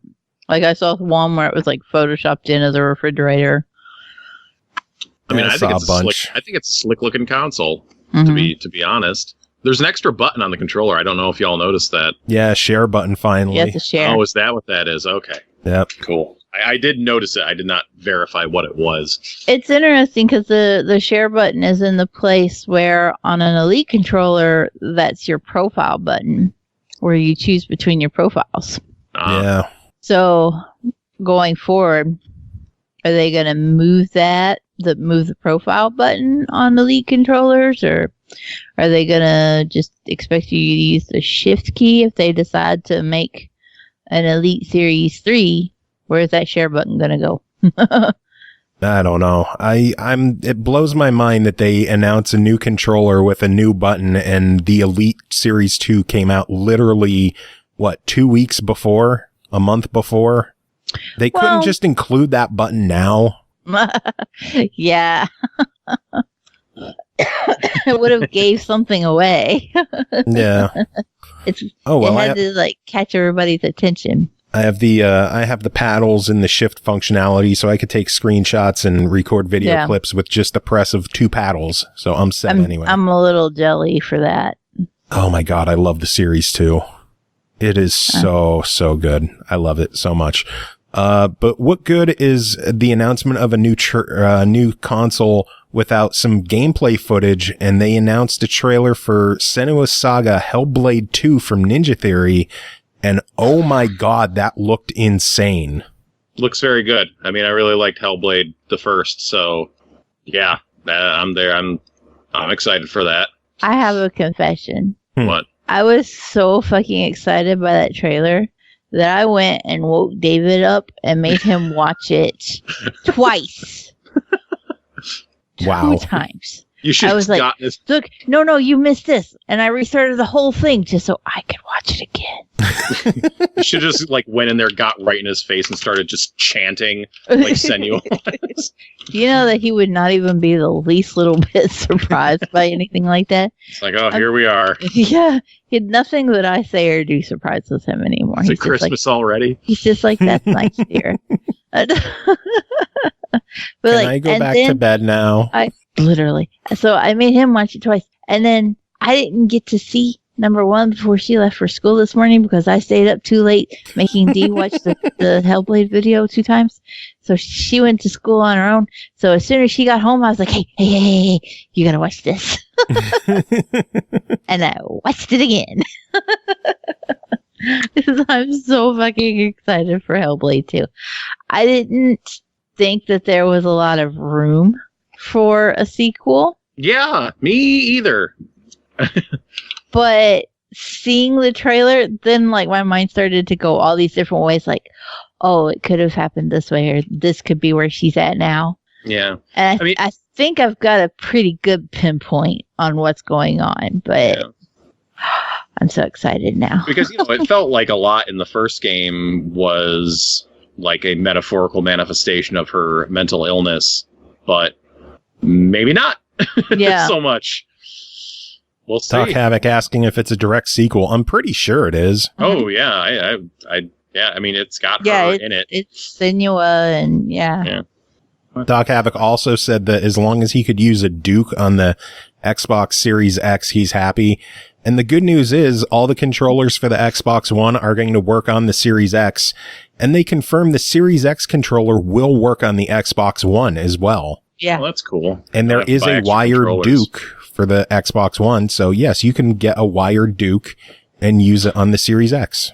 Yeah. Just keep saying wired Duke, please. Wired Duke. Wired Duke. Oh, Lord. After the Series X talk, there was a quick trailer for the Joker hitting Mortal Kombat 11 on January 28th. Then they talked about the new updates for Control, and the first expansion's coming in February. All right. Best esports player went to Booga, whoever that is. Good for that kid. That's the kid that won the Fortnite thing. He's a good kid. Yeah, he's a good kid. So rock on. Good for him. Then there was a trailer for a new game called Godfall coming out holiday 2020 from Counterplay Games and Gearbox Publishing, which is a PS5 and Epic Game Store exclusive. I have one tiny little thing I want to point out here. Go ahead. And this is not just because I am an Xbox fan, but if you had to compare the two showings between Hellblade and Godfall, there's so many good, like I want to say Greedfall every time I say it. That's not the right game. If you want to compare the two showings, Hellblade was way stronger. Oh, yeah. It was a way better looking trailer. And I just want to be a little nitpicky here because a lot of the games that we saw from XO19 had that, I've been referring to it as the rare cartoon look. It's very, that Sea of Thieves style almost. Yeah. Which I'm fine with. A lot of them, I thought they all looked great, but there were toxic assholes as far as the eye could see. Shocking. who were like, oh yeah, most powerful console, and that's what you've got. That's what it looks like. And then like Godfall, my first response is another Darksiders. Yeah, that's what I thought it was. I was absolutely convinced it was Darksiders. Like, didn't they just do a Darksiders? What is this? Why is this a? That's how you're going to show off the power. This is your first impression of the PlayStation 5, and that's what they chose. It looked decent. I might pick it up if we get a PS5. I mean, it wasn't gameplay, so it's like, whatever. I just couldn't understand how they chose that as their out of the gate. You know, look what we can do. I mean, consider they didn't know that what. I think it was more just that the place, because they didn't front load it with like, oh, here comes a game for the PlayStation 5. It was like, oh, here's a trailer. And then at the end, they said like, oh, it's coming to PlayStation 5. And people were like, oh, crap, a PlayStation 5 game. Yeah. So it wasn't like it was really introduced as like, look at this shit that our console can do. It was just kind of like, okay, this game is coming to PlayStation 5. Whereas Hellblade, there was like the whole intro of, you know, we're going to flex a little bit here. Yeah. It was a bit more of a reveal. So, And Sony probably had no idea, like, what Microsoft was doing, and they were like, "Oh, shit!" And then our trailers. Game Awards was Right hosted at the Microsoft Theater. That should have been our heads up that something good was going to happen. Do you think they were going to be like, "Yeah, have this at the Microsoft Theater," and then knowing damn good and well that there was a very high risk Death Stranding was going to walk away with everything? Like, Gears didn't get any awards, did they? Nah. See? So, I mean, what other reason for Microsoft being, hey, look at our theater. You want to have this at our theater? Bet you do. Hasn't it been in that same theater for years, though? I have I no don't clue. know. I didn't think it feel like was it at is. Microsoft Theater last year. Was it? I don't know. I don't know for sure. I just feel like they always use the same layout so that, like, Jeff Keighley has his awards perch to give out His awards that they badass don't want. balcony, I hate that. the Keeley balcony. I have Speaking a of pretty awards, strong opinion. Well, whatever. go ahead. Let's hear No, I it. was going to say, I think he needs to stop hosting it. He needs to let somebody else host it who's actually a professional presenter. Jeff Keighley, of things. he seems so apathetic towards so much of the content on there. He's like a dead-eyed stare, nodding his head, just like, get me out of this hell. Yeah, he's low energy. Like, there was one, like, monologue he was making. He kept looking at the floor. Like, those side presentations of those awards are just so awkward. The like the running Canadian gag, which was just like, okay, Stupid. dude. Like, how he kept having to throw in a little aside when a game was nominated for award, like, oh, we revealed that last year here at the Game Awards. Like, dude, shut up. That is so pathetic. Like, it is. Love Like, you my should, like, award show. look how good our show is. Like, oh, we were the place to announce these. Like, no, come on. Like, come on, dude. They need to get someone else to host it. I think he does a great job organizing it and putting it together, but he needs to Step down as aside host. and let someone else host it. I mean, like, it was especially apparent when, like, Golden Boy had his little segment about that contest later on. It's like, man, Golden Boy's professional. He knows how to talk. It is really obvious after listening to Jeff Keighley for 2 hours. Yep. Also, this has been in the Microsoft Theater since 2015. There you go. Oh, well, That shut you up, huh? it did. I mean, I wasn't talking anyway, but, Anyway, speaking of awards, they gave away 3 more awards. Best audio design went to Call of Duty Modern Warfare. Yay. Sure. It deserves it. Yeah, you know, those military games always generally have good audio design and their sound quality and stuff. You have to have good sound, like, especially in the multiplayer. Like, the only way you know somebody's around you is that you hear them clumping around in their stilettos. Yeah, but you want, like, the good gun sounds and Yeah. stuff. Like, it would be horrible if the VTOL came in and sounded like a chainsaw. Yeah. Instead of a VTOL. So, yeah, Call of Duty. Best strategy game went to Fire Emblem 3 Houses. Hey, Awesome. Fire Emblem. That also won, like, some fan-voted award, too, in there. I don't remember what it was. Yeah, I didn't get to that Again, yet. an offhand, awkward Keeley You're presentation. jumping ahead. You're jumping ahead with the I'm awards. just trying to consolidate. Content Creator of the Year went to, surprise, surprise, the SML podcast. I know that was Holy a shit, someone just surprise. went flying by my house. That was Yeah, a it sounded like they VTOL. went flying through your house. Like, Jesus Christ. They just, like, went through Somebody the called in a kill streak. Now, Content Creator of the Year went to Shroud, who's now Mixer exclusive. Hey. Yes. Microsoft signing the Content Creator of the Year. After that, Bravely Default 2 was announced for the Switch in 2020, which looks Not to be awesome. confused with Bravely Second. Yes. Seems like they already have 2 sequels to that game. I wonder whose default that is. Aha.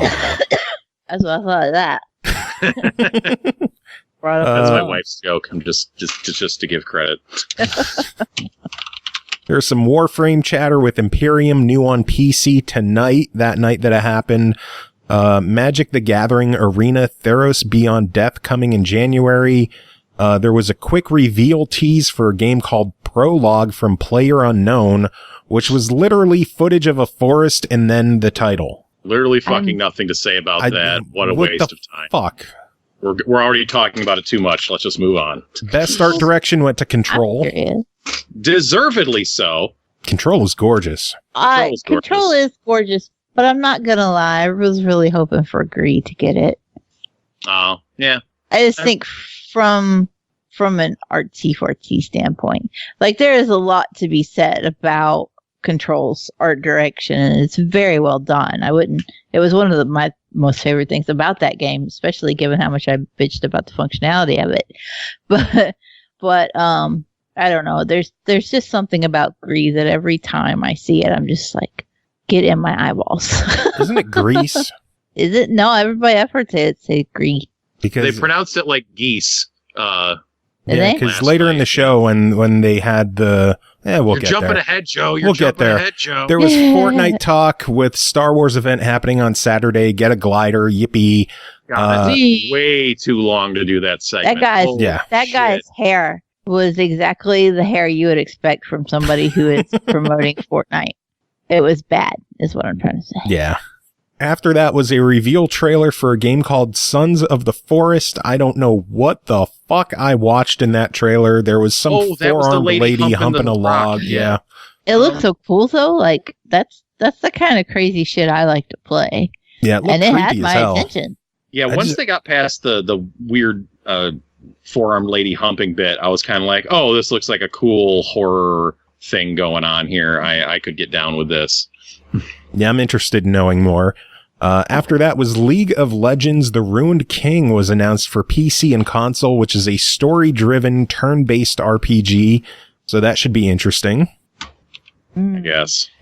Then there was a Cyberpunk Behind the Music segment, it leading into a Grimes performance, which I thought was awful. I mean, that's just when I walked off and did something else. Like I don't remember it. I don't think a single lyric was sung by her during that performance. Oh, that one. Yeah. I'm pretty sure it was completely lip synced, and it was lip-synced. Bad. Yeah. After that, Best Action Game went to Devil May Cry 5. Good job, Devil May Cry. I'm so looking forward to finally getting to play that while we're on hiatus. I've got it installed. It's just waiting for me to not have to play shit for the show. Good luck. That's never going to happen. Yeah, it's somewhere in the pile. Dungeons and Dragons Dark Alliance was announced for fall 2020. And it looked fucking terrible. Did it? I was kind of interested. It looked awful. Oh my god, that trailer was terrible. Fucking GoPros on swords. I have no idea what they were going for with that. I hated that trailer. Yeah, I thought it looked real bad and showed real bad. It was not a good look. I'm sure you won't play the game from the perspective of the end of your weapon, so it'll probably be better, but it was just bad. On the bright side, it wasn't the worst trailer of the show, which we'll get there. Apex Legends is getting a holiday theme with a free holiday skin for Mirage in a limited time mode. Yay. New trailer for Ori and the Will of the Wisps coming out March 11th and on Game Pass. Suckers!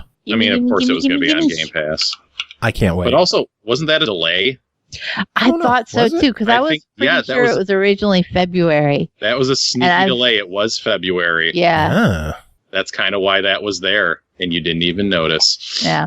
On the bright side, they announced a baller-looking collector's edition for it. It does look pretty baller.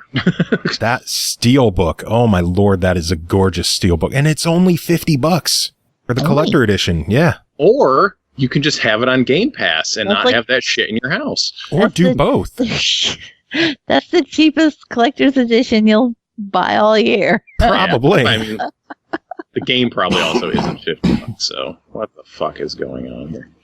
I don't know what the fuck is going on, but after that, the Muppets came out to announce the Games for Impact Award, which was easily the highlight of the night in terms of presentations, because Goose showed up.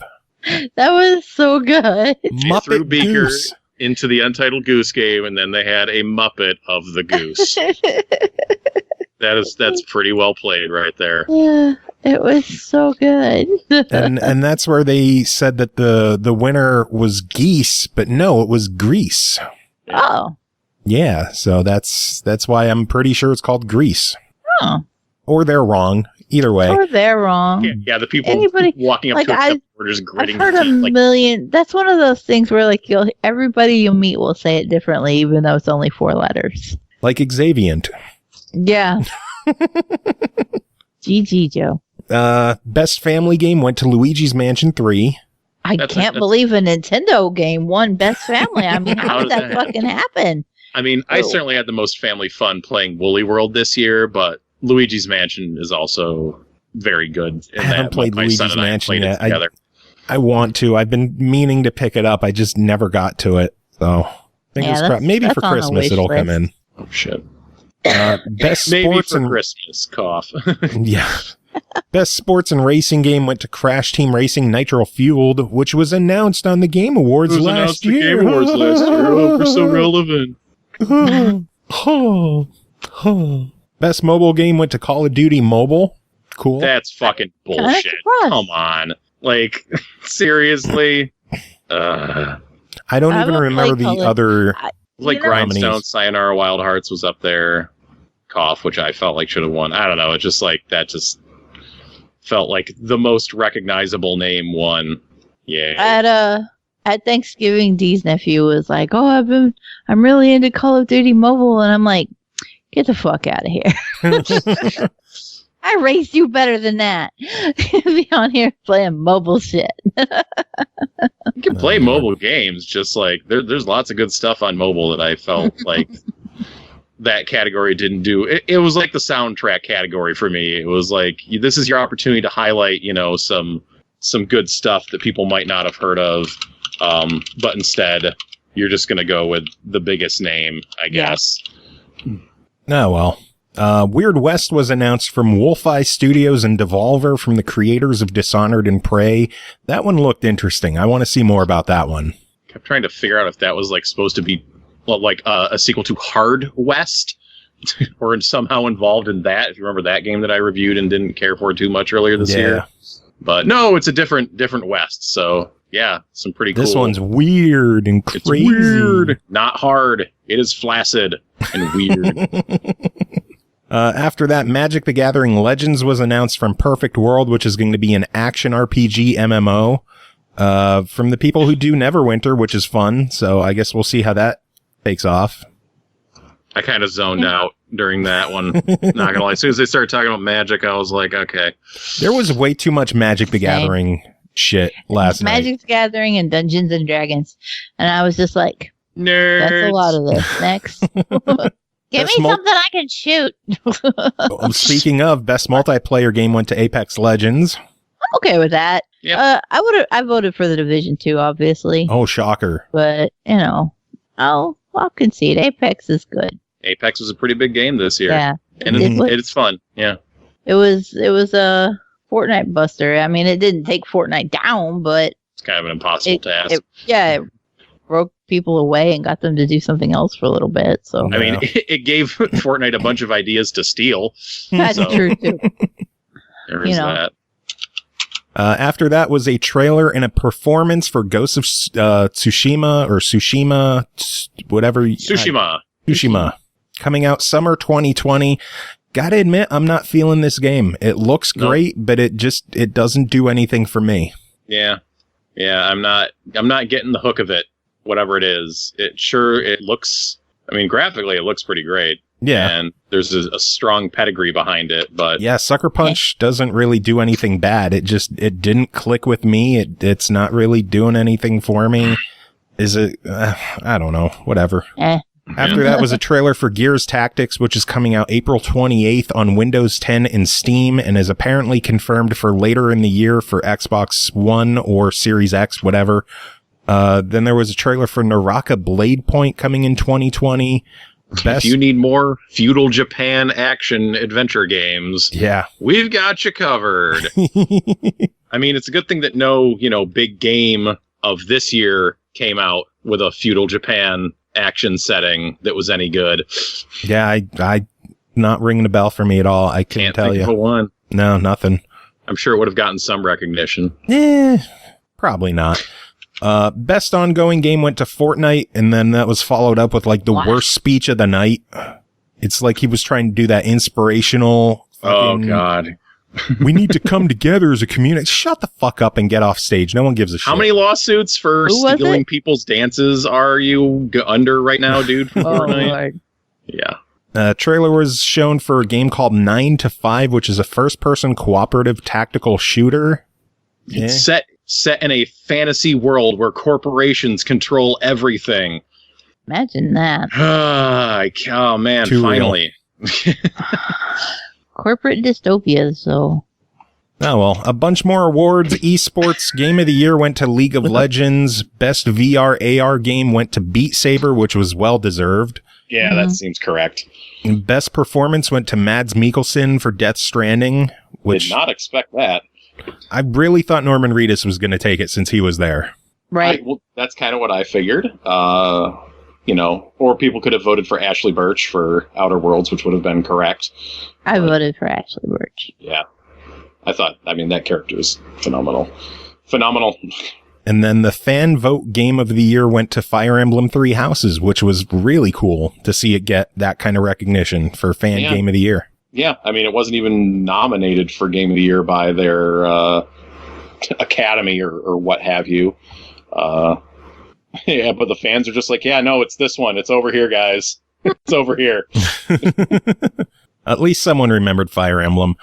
After that was Green Day's performance. They performed 2 songs, and I thought that it was a really solid performance. I liked how they were getting the crowd into it. They're like, get on your fucking feet, get up here.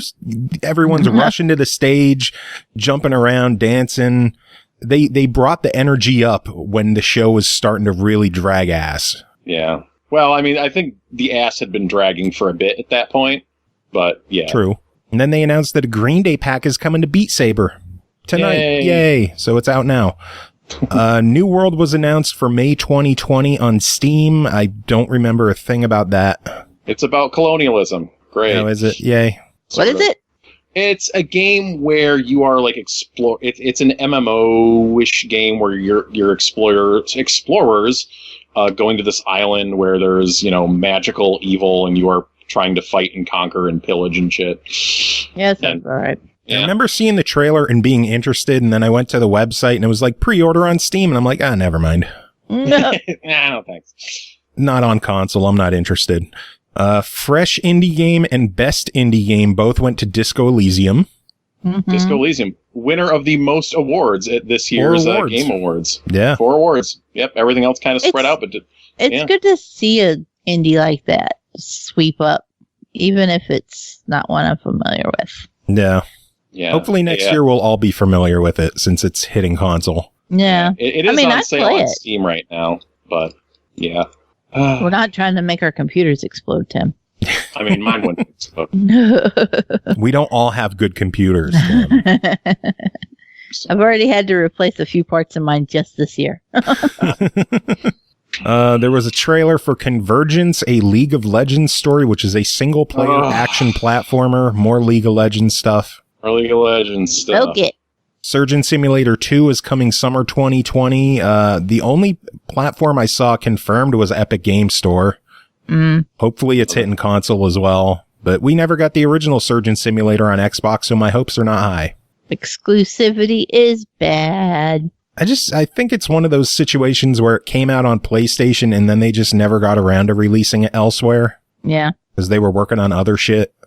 So that happens. Is that a VR game? Or it's either or? They have a VR version of it. Yeah. I don't know. It's goofy fun. Maybe Sony slid them some money to be like, hey, we need another VR game over here. Maybe. Let's help. Wasn't there that one trailer that was like 500 VR experiences? And I was like, okay. Might be padding the number a little bit. When you say experiences, it's a pretty broad brush. There are some experiences watching movies on the PlayStation Store in the video show. Oh, man. After that, The Wolf Among Us 2 was re-announced and is happening again. So that's cool. Fuck yes. I had pretty high hopes for that, but I didn't think it would be so soon that we would see it. Zombie Telltale rises from the grave. Allegedly, they got some ex-Telltale people back working on it. That whole situation is still weird and kind of gross. But business. Yeah. Yay. Best game direction went to Hideo Kojima and Death Stranding, which you kind of figured that was going to happen. I know, God, you had to feel at that moment like it was winning Game of the Year, right? Yeah.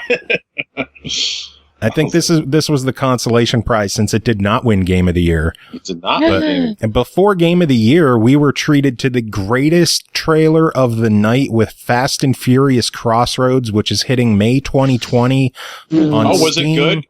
I don't know, because I got up and left the room. Hitting Steam, Xbox, and PlayStation, and to my assumption, it's Xbox 360 and PlayStation 3. That game looked fucking atrocious. And that was their last reveal of the night. That was like the big one.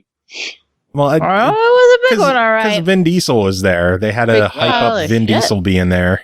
But, yes. Man, that one looked terrible. Keanu Reeves telling us we were breathtaking. No, that was E3. That was E3, wasn't it? Yeah. Still, Keanu Reeves told us we were breathtaking.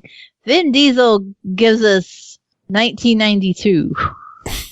See, I'm not a fan of when people are just like so hyperbolic that they're like, oh, this looks like a last generation game. No, this really did look like a last generation game with next generation coming out next year. Not a good look. That's depressing. No. And I suspect the studio will hear a lot of shit because people have not been kind to that game. No, they have not been kind. That has been torn apart online. Justifiably. Yeah. After that, how do you go from Hellblade being the starter to Vin Diesel being the... Yeah, I think that they moved a lot too early with Hellblade, really, is what happened. That's like some early this generation, maybe you could say. Yeah. There's like some lighting effects in there that are pretty strong, but not the best looking game. Okay. What was that? Mass Effect Andromeda that everybody raked across the coals? Yeah. That would be better. I think you just forget like how not great PS3 and 360 games might have looked at the time. The character models do not look good. I will say that. No, but like some of the lighting on the cars looks pretty solid. I mean, it's not a great looking game. So look at you making chicken salad out of chicken shit. Yeah. I don't know who the dev is. I'm just trying to... That Dungeons and Dragons trailer was the worst. That's all. That's my vote for worst fucking new trailer. For worst trailer, yes. But for worst looking game... I don't know. I thought that... I mean, that Dungeons and Dragons stuff, that looked last gen, too. Those character models look so bad. You might be right, but I looked away because I was getting motion sickness. Yeah, from so was my wife. Angle. Yeah. Fair. So, I don't know. See? It was so bad it made people sick to their stomach. See, I think Fast and Furious was worse mainly because it was in like the headliner slot. And that's what they shat out for the final reveal of the night. I bet that don't win any awards next year. Probably not. Yeah, I mean, that was... Unless they just give them to him for the sake of trying to get Vin Diesel back again. It's just because they had Vinny D there. I feel like otherwise you would have had... I would think the Series X, that was the actual biggest reveal of the night. Oh, God, the thing about that, too, is like Vin Diesel is a self-proclaimed nerd. He's a gamer, and he's into all the same kind of nerd shit. You think he'd look at that and go, no. No, he would have been like... Put my name on that. No, man, he's a professional that will put his name on things, whether they are good or bad, so... Family. All right. Anyway, there was a Game Awards orchestra performance for Game of the Year, and they announced Game of the Year. Vin Diesel and Michelle Rodriguez announced Game of the Year goes to... Drum roll. Sekiro. Sekiro. Wow, I did not expect that. No one did. Everyone expected Death Stranding. I figured... Well...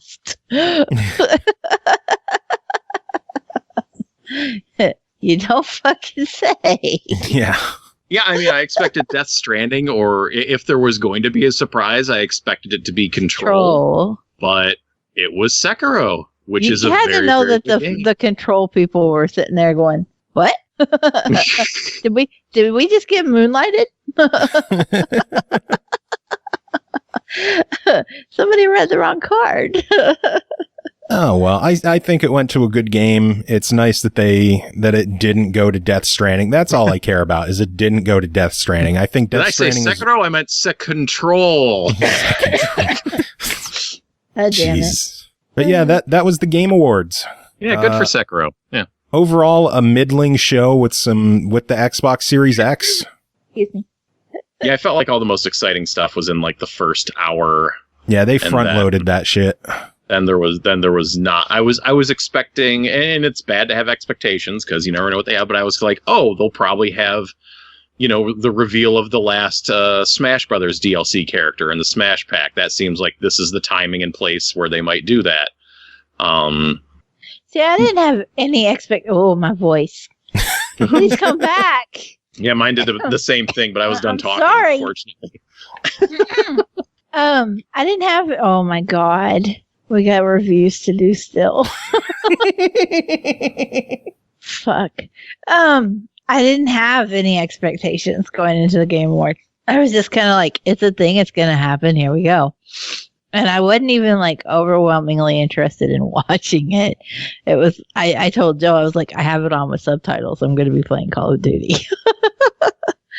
And then when we saw the Xbox announcement, and we saw Hellblade, and I was like, oh, now I have to pay attention, because if that's how it starts, what the fuck else is going to happen? Yeah. Nothing. And then, like, after that, I was Nothing. like 20, 30 minutes, I'm like, whew. This was a mistake. I should have just stuck with playing Call of Duty. I was doing better that way. Joe, did I miss, or did you forget to mention that, like, hour-long conversation Jeff Keighley had with the character from Apex Legends?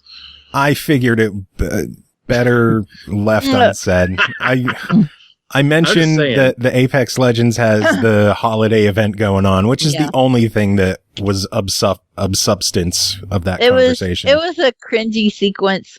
To be fair, though, if you've played Apex and you've played with Mirage, like, his whole shtick is that he's a cringy character. Mm-hmm. Yeah. So I thought it was kind of funny to an extent. More so on the Mirage part being the cringy character that he's supposed to be than Jeff Keighley, who just stands there like a potato that's plugged into a battery. He does a great job putting this show together every year. Thank you, Jeff. Oh, Jeffrey Q. Keighley. Anyway, that wasn't all of the news for the week, because there was a lot of actual news that happened during the week. Oh, God. Yeah, I know, but buckle up. There's not too much. I think the biggest thing is that MLB announced a new multi-year agreement with Sony to extend their video game partnership for MLB The Show. But if you read the fine print... The big news, it will be multi-platform. So the show is coming most likely to Xbox in the future, as early as 2021. Yeah, most likely the Switch as well. This is huge news. Sony is going to be developing a game for competing platforms. Yep. Do you think this was a decision that MLB was like, listen, if you want to keep your contract, we're going to need more consoles here, because just one system isn't cutting it when our RBI game is shitting the bed every year? Yep. I think that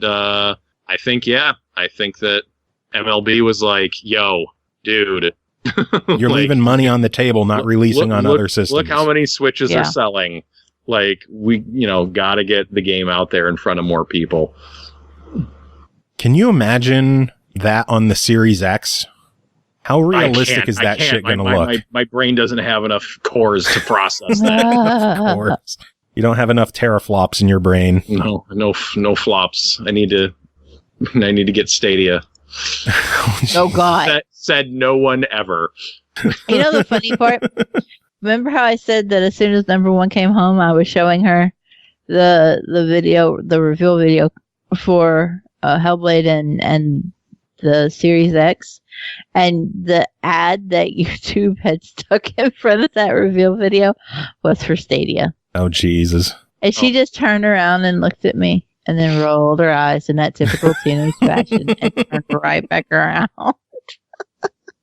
I think the important thing is that you don't use ad block. What?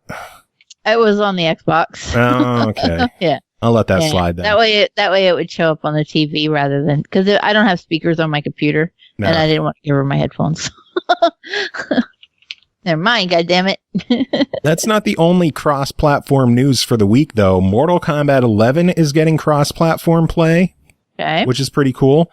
And then Minecraft is finally joining the party with Minecraft PlayStation 4 Edition upgrading to the Bedrock Edition, meaning that there's crossplay on everything now. About goddamn time. Yeah. Remember when there wasn't that like a year and a half ago? Yeah. So it's nice to see Sony starting to get their shit together.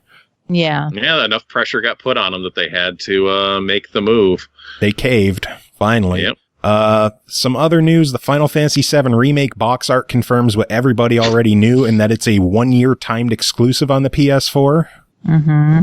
Shovel Knight Treasure Trove increased in price to $40 this week with the release of King of Cards in the Shovel Knight Showdown game. The Trove includes everything Shovel Knight, so if you haven't picked it up yet, it is worth every goddamn penny. Probably going to buy it again. Yeah, I'm probably going to pick it up on Switch. Yeah, well, that's exactly what I'm thinking. I'm just kind of like, I'm probably going to go buy it. Well, I want to get a physical copy. I actually do want to go get a physical copy of it. I love that game so much. I backed it on Kickstarter. I bought it again on PSN so I could play it on my PS4 and on my Vita. Yay. And now I'm like, well, you know what? It deserves it. They've done so much good work on that game, and I have money to spend at Best Buy. So rock on. If you've got money hanging around next year, Sega confirmed that Bayonetta and Vanquish are getting the HD re-releases that we talked about previously. The bundle will be available for $39.99, and the physical release comes with a steelbook. A nice-looking steelbook, too. A gorgeous-looking steelbook. Separately, the games will cost $24.99 each, so it's better to get the bundle, obviously. Yep. The long-rumored Resident Evil 3 remake will be releasing April 3rd, and they recently updated the Resident Evil 2 to include a little Easter egg from Jill, which is nifty. Yeah. Well, apparently, so they put out a new... They like, refreshed the Resident Evil 2 demo, and they took the time limit off of it, and apparently they put Nemesis into it. Really? Yeah, like, I don't think you see him, but, like, you hear him. Like, he is in the environment, like, stomping around. Oh, God. Yeah. Oh, God. I might have to play the demo now. Now that game is coming, so, yeah. Oh, Speaking of that's games, going to be scary as shit. Yeah, I gotta finish that game. That game got waylaid when I started reviewing Sekiro. No. Final Fantasy Crystal Chronicles Remastered has been delayed to summer 2020. Cole, maybe they'll add an Xbox version if you hold your breath long enough. And then the last bit of news I have is that Untitled Goose Game is hitting Xbox and PlayStation next week. And the best news of all, it's on goddamn Game Pass. Fuck yeah. I can't hold my breath anymore. Honk. Honk. Oh my god, the best the best like meme pic I saw was somebody shared on the Game Pass tweet about it, and it was in the art style of Untitled Goose Game, but it was Master Chief chasing after the duck or the goose. I was so tickled by it. I gotta see that picture. Yeah, I think I retweeted it. It was so good. See it, yeah. It's fantastic. Oh man, but yeah, that's the news I have. Anything either of you want to talk about? Yeah, hold on. There was a Nintendo had a little Nindies Direct, where they showed off some cool games, but the formal announcement of Axiom Verge 2 was kind of the news of that show. That's exciting. I love Axiom Verge. Axiom Verge 2 coming next fall. So that was cool. Also showed off a bunch of cool games, including Dale North's Dreamscaper. That's not the name of the game. He just did the music for it, but it was cool to see it on there. That would have been a better name for the game, Dale North's Dreamscaper. Yeah. I backed that game on Kickstarter. I have access to like the preview stuff, and I have not looked at any of it yet. I haven't had time. I put the link to the Master Chief and Goose image. Now we're all just going to go quiet as I load the image. How long does it take you to load an image, man? Oh my god, that's beautiful. Isn't it? I love it. Oh, come on, you piece of shit. Sorry, I'm like doing other stuff over here, trying to get ready for MagFest at the same time. Oh yeah. Well, I guess that's it for the news. Tim, were you going to stick around and do your review? Yeah, I got a game to talk about here. You do got a game to talk about. Neverwinter Nights Enhanced Edition, developed and published by Beamdog, released December 3rd on Xbox One, Switch, PS4, and PC for $49.99. Slink through the shadows as a deadly half-elven rogue, wield fearsome magics as a powerful gnomish sorcerer, vanquish your foes as an armor-clad dwarven paladin. Whatever hero you create, incredible adventures await. Tim, tell us about it. All right, man. I just got done reviewing some other turn-of-the-century computer RPG enhanced editions just a month ago. And here I am once again back with Neverwinter Nights, a game that I kind of wanted to get my hands on for the better part of 2 decades. Yeah, so Neverwinter Nights is kind of the next step forward from the games I talked about last month, which was Planescape Torment. Ooh. And Icewind Dale. This was developed by BioWare. Originally came out in 2002. This is the progenitor to Knights of the Old Republic. And boy, can you tell. Well, especially with how they did things for this, at least the console side, the Switch side, reviewed on Switch for the enhanced edition. So yeah, Neverwinter Nights is another D&D game. And you fire the sucker up, and you are faced with a lot of choices, much like Icewind Dale. You are here choosing race, class, alignments. You are selecting feats and abilities and all this shit. And it is made less daunting than it was in Icewind Dale, because in this game they have a little recommended button to help guide you once you kind of pick your race and your class. It'll shunt you along to be like, okay, well, here's what you should be doing for your stats. This is what you should be doing for your feats in order to have a competent character, which I really appreciate. Because, man, there's a lot of stuff you can do with your character in this game. So, yeah, they drop you in as a cadet in this academy in the city of Neverwinter, which is befallen by this awful plague. And you very quickly graduate, and even your character's like, wow, that's it? Really? Like, it's time to go already? Like, yeah, you were skilled, my friend. Some shit hits the fan, and then you go out and you start adventuring. And if you've played KOTOR, it's a lot like that. If you've not played KOTOR. So yeah, you go out and you will talk to people and you'll pick up quests, and the way the combat plays out is... you will see an enemy and you will issue a command to your character. You don't just start automatically attacking things that run up to you in this game. And they have your character has different abilities. You can load items and abilities onto quick access rings, off of your shoulder buttons for quick access during combat. And so that's kind of the flow of the game. Is you go out, you get your quests, you go out, do your quests. It's an RPG. And you can recruit companions, which I'll say are a bit easier to manage. I will say that in this than they were in like Icewind Dale when you had like 6 characters. You were juggling around all at once, and that got kind of insane. Right off the bat, I might add. But in this game, at least early on, like you're pretty much by yourself, so you have a chance to get a feel for kind of moving around and slashing things and hacking things. And again, like the whole base of this game is on Dungeons and Dragons, so there are literal virtual dice rolls going on, and there is like a text feed going on at the bottom of the screen, which will tell you like, oh, you swing, like it shows your hit rolls. And if you hit the enemy and did damage, it is like all that stuff is revealed. None of it is under the hood in this game. Again, much like KOTOR. The game definitely looks like an early 2000s polygonal game. Like, so think PS2 era. The trouble with this game, and it's not a problem with Neverwinter Nights. I think Neverwinter Nights, just like playing the game, is super cool. and it has like a great RPG vibe to it. There's like tons of stuff you can do. There is so much variety to how you make your character, or how you can make your character, like how you can get through situations in the world. Lots of choice and freedom and all that good shit. Compelling storyline, although a bit, not the deepest thing in the world. I will also say there is tons of content in this game because they packed in like all these additional DLC campaigns that came after the fact are all here on the Switch version. There is tons and tons of content here. I was never able to escape the feeling that like, wow, this game is supposed to be played on PC.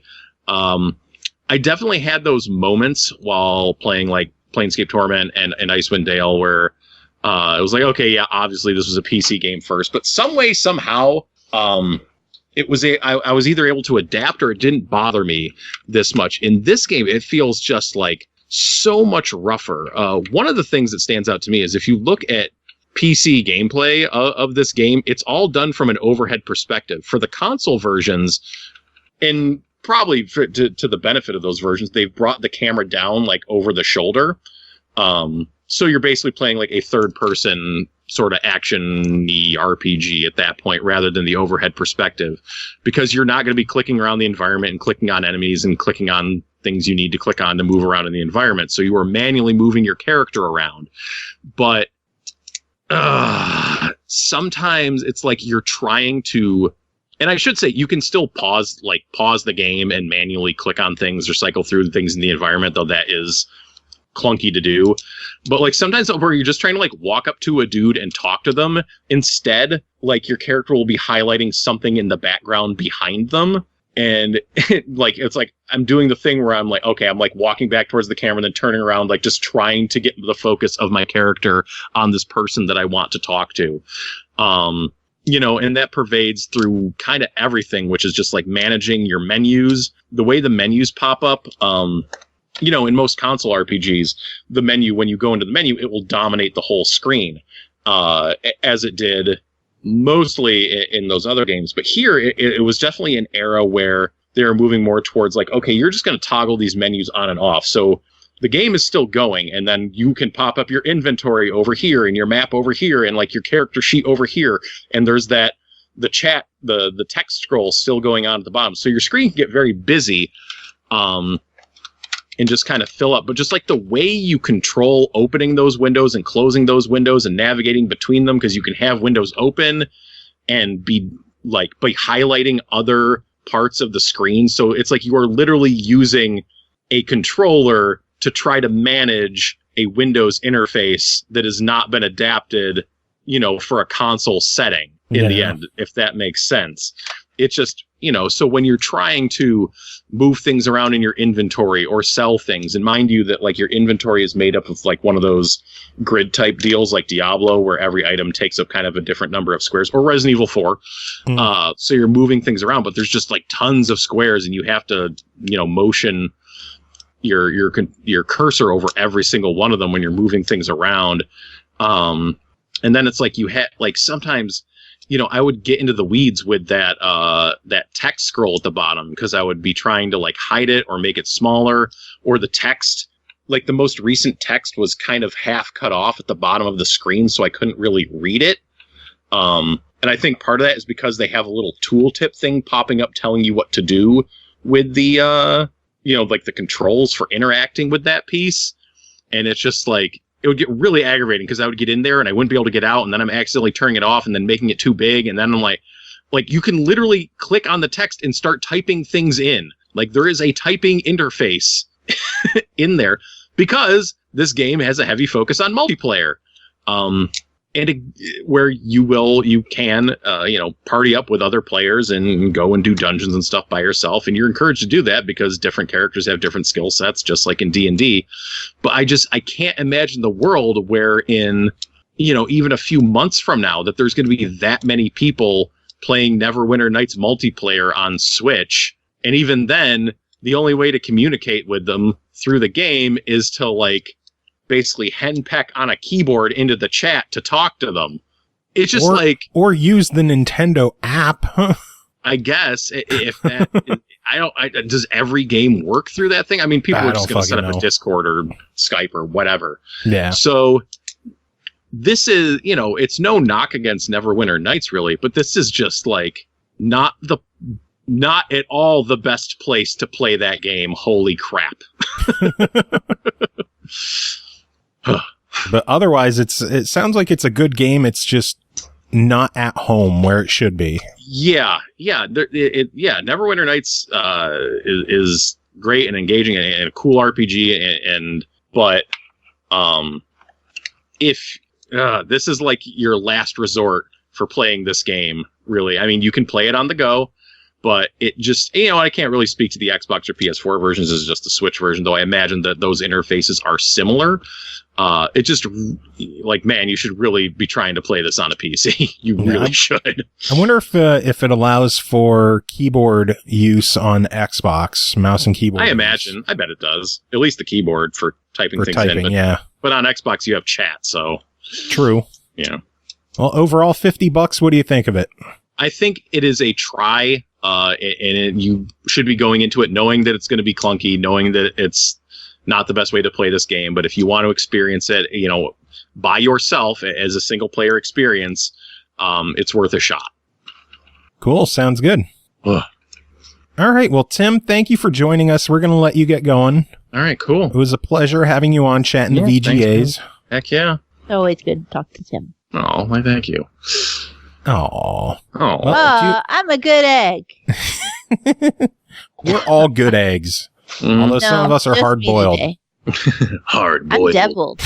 I mean, I'm the best fucking egg. Heck yeah. Oh, man. Tim, do you have any final words before we let you go? No, I think I blew my big pun on the default joke. So I'll spare you. All right, moving on. Next game to talk about is called Dead End Job, developed by Ant Workshop, published by Head Up Games, released Friday the 13th of December on Xbox, Switch, PS4, and PC for $16.99. Friday the 13th is spooky because there's ghosts, right? No, but that is a good release date for this game. See, they're thinking ahead. Yeah, they are. Somebody is. Dead End Job sends you into a madcap Ren and Stimpy-esque world to bust up ghosts. It's a procedurally generated couch co-op twin-stick shooter that straps a vacuum pack to your back and puts a plasma blaster in your hand. For you, it's just another day in the office. Cole, tell us about Dead End Job. I have to laugh because I described this game to everybody who asked me what it was as Ren and Stimpy-ish. Yeah. And I did not know that was actually in the description. Well, if you would read the store page. I don't read store pages. I like to go in blind and be surprised. Words are confusing. No.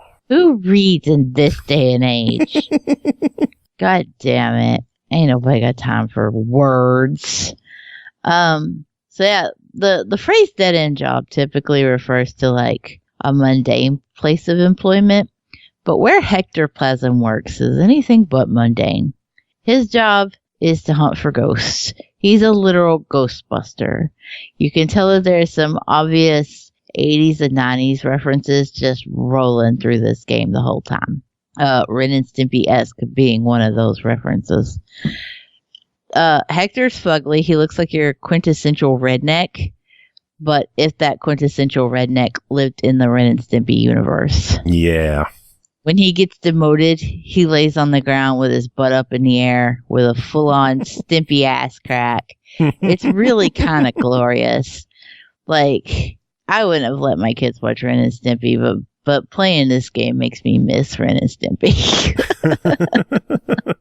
This game is a gorgeous game. I love the visuals really in the game. I mean, it's not gorgeous in that pretty kind of flowery way. It's super stylish. How's that? Yeah, it's very artsy and humorous, and it has that cartoon feel to it. And it's very well done in that regard. There's plenty of cheap gags and like I said, the references. My favorite being the one where Microsoft's Clippy is one of your ghosts that you have to track down and kill. And like it literally comes up and says, "There is no help for you now." I died laughing that entire fight. The game does play like a twin stick shooter, almost kind of like a dungeon crawler, but instead of crawling dungeons, you're going through office buildings and parks and things like that. Each time you go into a room, ghosts will pop up, and you of course got to shoot them with your proton blaster until they're dizzy, and then you can suck them up with the vacuum. The more ghosts that you suck up, the more your XP grows, and when your little bar is full on your backpack, then you get promoted. When you get promoted, you get to choose between one of 3 power-ups. And eventually, one of those power-ups actually lets you keep your power-ups even if you get demoted. Best one in the game. I was a little surprised by the difficulty. When I first went into it, I was like, this is baby game. I will blow through. And then I kind of found that I tripped over dumb shit a lot. Every room you go into is stacked to the gills with items that are match its theme. And so that makes it a lot more difficult because Hector's a big clumsy dude and he gets caught on fucking everything. The office buildings, for example, of course, each room has desks and water coolers and copiers. I can't tell you how many times I got demoted because I lost my hearts to something as stupid as an errantly exploding copy machine. Yeah, that happened to me too. At least it wasn't me, but you know, at least it wasn't just my fuck up, but still proud of you. Yeah. There was one time I took damage and I didn't realize that there was an electric box, like a breaker box on the wall, and it was sparking, and I walked by without thinking anything about it, and it got me. And I lost the heart in an empty room with no enemies. And I was like, fuck out of here, though. That's your own goddamn fault. It really was. I think they did a fantastic job at working in the different types of upgrades. They don't feel like you're being punished in any way when you take a good upgrade, which is something that a lot of games in this genre struggle with. I hate the idea of like, oh, you in an effort to balance the game, they'll be like, your gun does 3 times more damage, but also it might occasionally stab you in the head. And you're going, why do I want this item? Make me want this shit to do better. Don't punish me for doing better.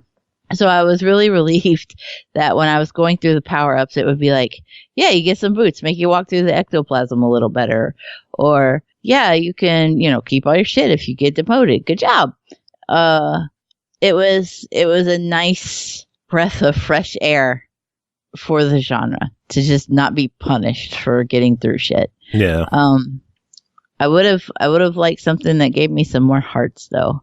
Literally anything. So you can pick up food, and I'm pretty sure one is either like canned beans or dog food or something, and it makes you fart. Not entirely sure what it is, but I know. Yet. Yeah. I found cake and pizza and cupcakes and moldy cupcakes and yeah. There's one that's like, I'm pretty sure it's supposed to be like canned beans, like baked beans or something. But I've also managed to convince myself it's dog food because it just makes you fart. Gives you health, but it makes you fart. Win-win. Also the moldy cheeseburgers. The cheeseburgers are green. Definitely didn't come from McDonald's. I love that it's, a twin stick and that it rewards you for continuing to explore even after you cleared it and done what there is to do. But what's even better for me is that you're not stuck. You don't have to go up to a level and die to end it. If you know that you're in a position where you're bad enough, there's no food, you can't carry on, you got a half a heart, you don't want to risk being demoted, you can quit that job and just leave the elevator and take with the elevator.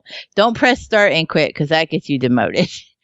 But if you just go back out of the elevator, then you're free to go. You can take whatever money you earned and leave. I want to say there's 5 levels in all. I didn't write that down. That was a dumb thing to do. Or to not do in that regard. Well, not levels, but environments. environments. But there's like 5 different, almost, I would have maybe more cut it down as there's chapters, and then there's different levels inside those chapters. And you can replay them at will. I had quite a few unlocked, but I wanted to just go and like grind some easy money. Yeah. So I just went back to the first levels. I love that the way that they tell you the difficulty of the levels is that there's a post-it note with the number of ghosts. So 5 ghosts is really fucking hard. Player beware. But 1 ghost is like, no, you got this. Come at me, bro. And you just roll up in there with 1 ghost, and that doesn't mean there will only be 1 ghost in the level. It's just that easier, yeah. On a scale of 1 to 5, you're not going to get fucked quite as hard. So unless you're Joe. The game is pretty awesome. Do you have any negatives about it? I mean, other than getting stuck and sometimes taking hits that didn't really seem to be reasonable, it's kind of hard to tell where Hector's hitbox actually is. So, like, there are times where I'm like, I can make this same move to get through. Every now and then there are enemies that will blast out bullets, and so it kind of has like a little bit of a bullet hell element, although it's not full-fledged. There's bullets everywhere, I can't survive. But because you're maneuvering around all of the things that will clutter a room, and then you throw bullets in on top of that, and then you're like, I know if I go up this one path, it's going to cut those bullets and I'll be fine. And then you take damage anyway. And you're like, I did that 700 times. Why did it go wrong this one? Because it's always when you can't afford to take a hit. Yeah. But I didn't have any, I mean, other than not being really able to tell where his hitbox was, I didn't have any complaints. Did you? I wish you could drop items. Yeah. I forgot about that because I just got into the habit of just like using it and not thinking about it. Yeah, like I had 2 health items and I had full health, and there was so you couldn't pick up anything, like a rocket or a grenade or something on the ground, and I couldn't pick it up because I couldn't drop something. And you can't use health items if your health is already full, which is handy so you don't accidentally use something. But it'd be nice to have the ability to drop something so you could pick something else up. Yeah. Aside from that, though, I fucking love the game. Tony from Ant Workshop was on here talking about binaries a couple years ago, and to see them go from binaries to dead-end job is just such an awesome progression. And I want to know, for $17, what's your opinion? I give it an absolute buy it. I had so much more fun with it than I was expecting, and I cannot wait to play it some more while we're on break. And Pickle is climbing on me right now. GG, Pickle. Hi, Pickle. No, you're not going to say anything, you little dickhead. Next game to talk about is called Gang Beast, developed by Bone Loaf, published physically by Skybound Games. It was originally published digitally by Double Fine, released physically December 3rd on Xbox One and PS4 for $29.99, but I know GameStop has it for $24.99 if you want to save a couple of bucks. Also available digitally for $19.99. Gang Beasts is a silly multiplayer party game with surly, gelatinous characters, brutal slapstick fight sequences, and absurd, hazardous environments set in the mean streets of Beef City. Cole, tell us about Gang Beasts. Have you ever played Human Fall Flat and thought, this is great, but what I really want to do is throw my friend off a roof? Yes. Okay, well, here you are. This is the perfect game for you. Yay! Because that's exactly what's going to happen. You have that same bulbous, wobbly humanoid character that's literally full of jelly, and they wobble around aimlessly no matter what the fuck you do. You're supposed to be able to hit with them, but I spent the entire time with the game with my hands in the air because that was the only thing I could make work well. And then your goal is to do whatever the objective, whatever game mode you've chosen is. So there's some that are like soccer, and you just got to get the ball and play soccer with each other, or football, depending on where you live. Football. And then there are some where you just got to survive waves of AI controlled bulbous humanoids coming at you. Bulbous humanoids might be my most favorite phrase at the moment. And it really is just the best way to describe these characters. Yeah. I was overdue for that. Get used to it, people. It's going to keep happening. Yeah. If you haven't already figured out by the other 2 hours of this show so far. Yeah, I'll see you in spring when I'm a normal human again. You can bubble your way through the game solo. It's decidedly more enjoyable to play it with friends, though. It's definitely like I wasn't paying attention, and I was just like poking through the game, and I loaded up football, and so I kind of just assumed it would put like AIs in there because I was alone, and it did not. Nope. And so I just kept walking the soccer ball into the goal and then like, yay, put my hands up because it was all I could do. I was so proud of me. And then I was mad because it didn't give me an achievement for winning. Yeah, the achievements are weird in this game, but they're inventive, which I appreciate. Yeah. But they don't care if you're playing by yourself. They won't pop. Yeah. Or at least that one didn't. You don't have to have local friends or built-in multiplayer like I do to play Gang Beasts. It does have online. And I believe you said you got to play online, right? Yeah, it's pretty well populated. I didn't have any issue getting into games, so there's definitely an audience there already. Yeah. I didn't have a chance to actually play because I did play with my kids. They had a far better time with it than I did. I couldn't figure out what the fuck I was doing, but they thought it was hilarious. And like I'm one of those people that when I'm playing a game, I want to have like precision control, and I want to know what the fuck I'm doing. And these kind of games, they're not meant for players like me. But now my kids got into it and they were, giggling over the skins that you could put on the characters. Yeah, a lot of customization. They were having a great time playing with each other. Whereas I was just like, why doesn't it do what I want it to do? I gotta admit, I'm in the same boat as you. I've heard so much good about this game. I got my hands on it and I can appreciate what it's doing and what the game is, but it's just not something that clicked with me. Yeah. That doesn't make it a bad game. It's definitely niche-y. And it's just not going to be for everybody. And I was just unfortunately not the kind of person it was for. But you can see that it's well done for what it is, and it's going to appeal to certain players, even if that player isn't me. Yeah. So I don't want to knock it, and I don't want this to be taken as a negative review. It's just that it's not for everybody, and this is one of those times where sometimes we get a good game that I just go, I just didn't. I don't know. Yeah. So overall, for $20 digital, $30 physical, what are your thoughts? It is kind Pickle of a high is attacking price my tag. hand now. Jesus, what is wrong with you, Pickle? Ow.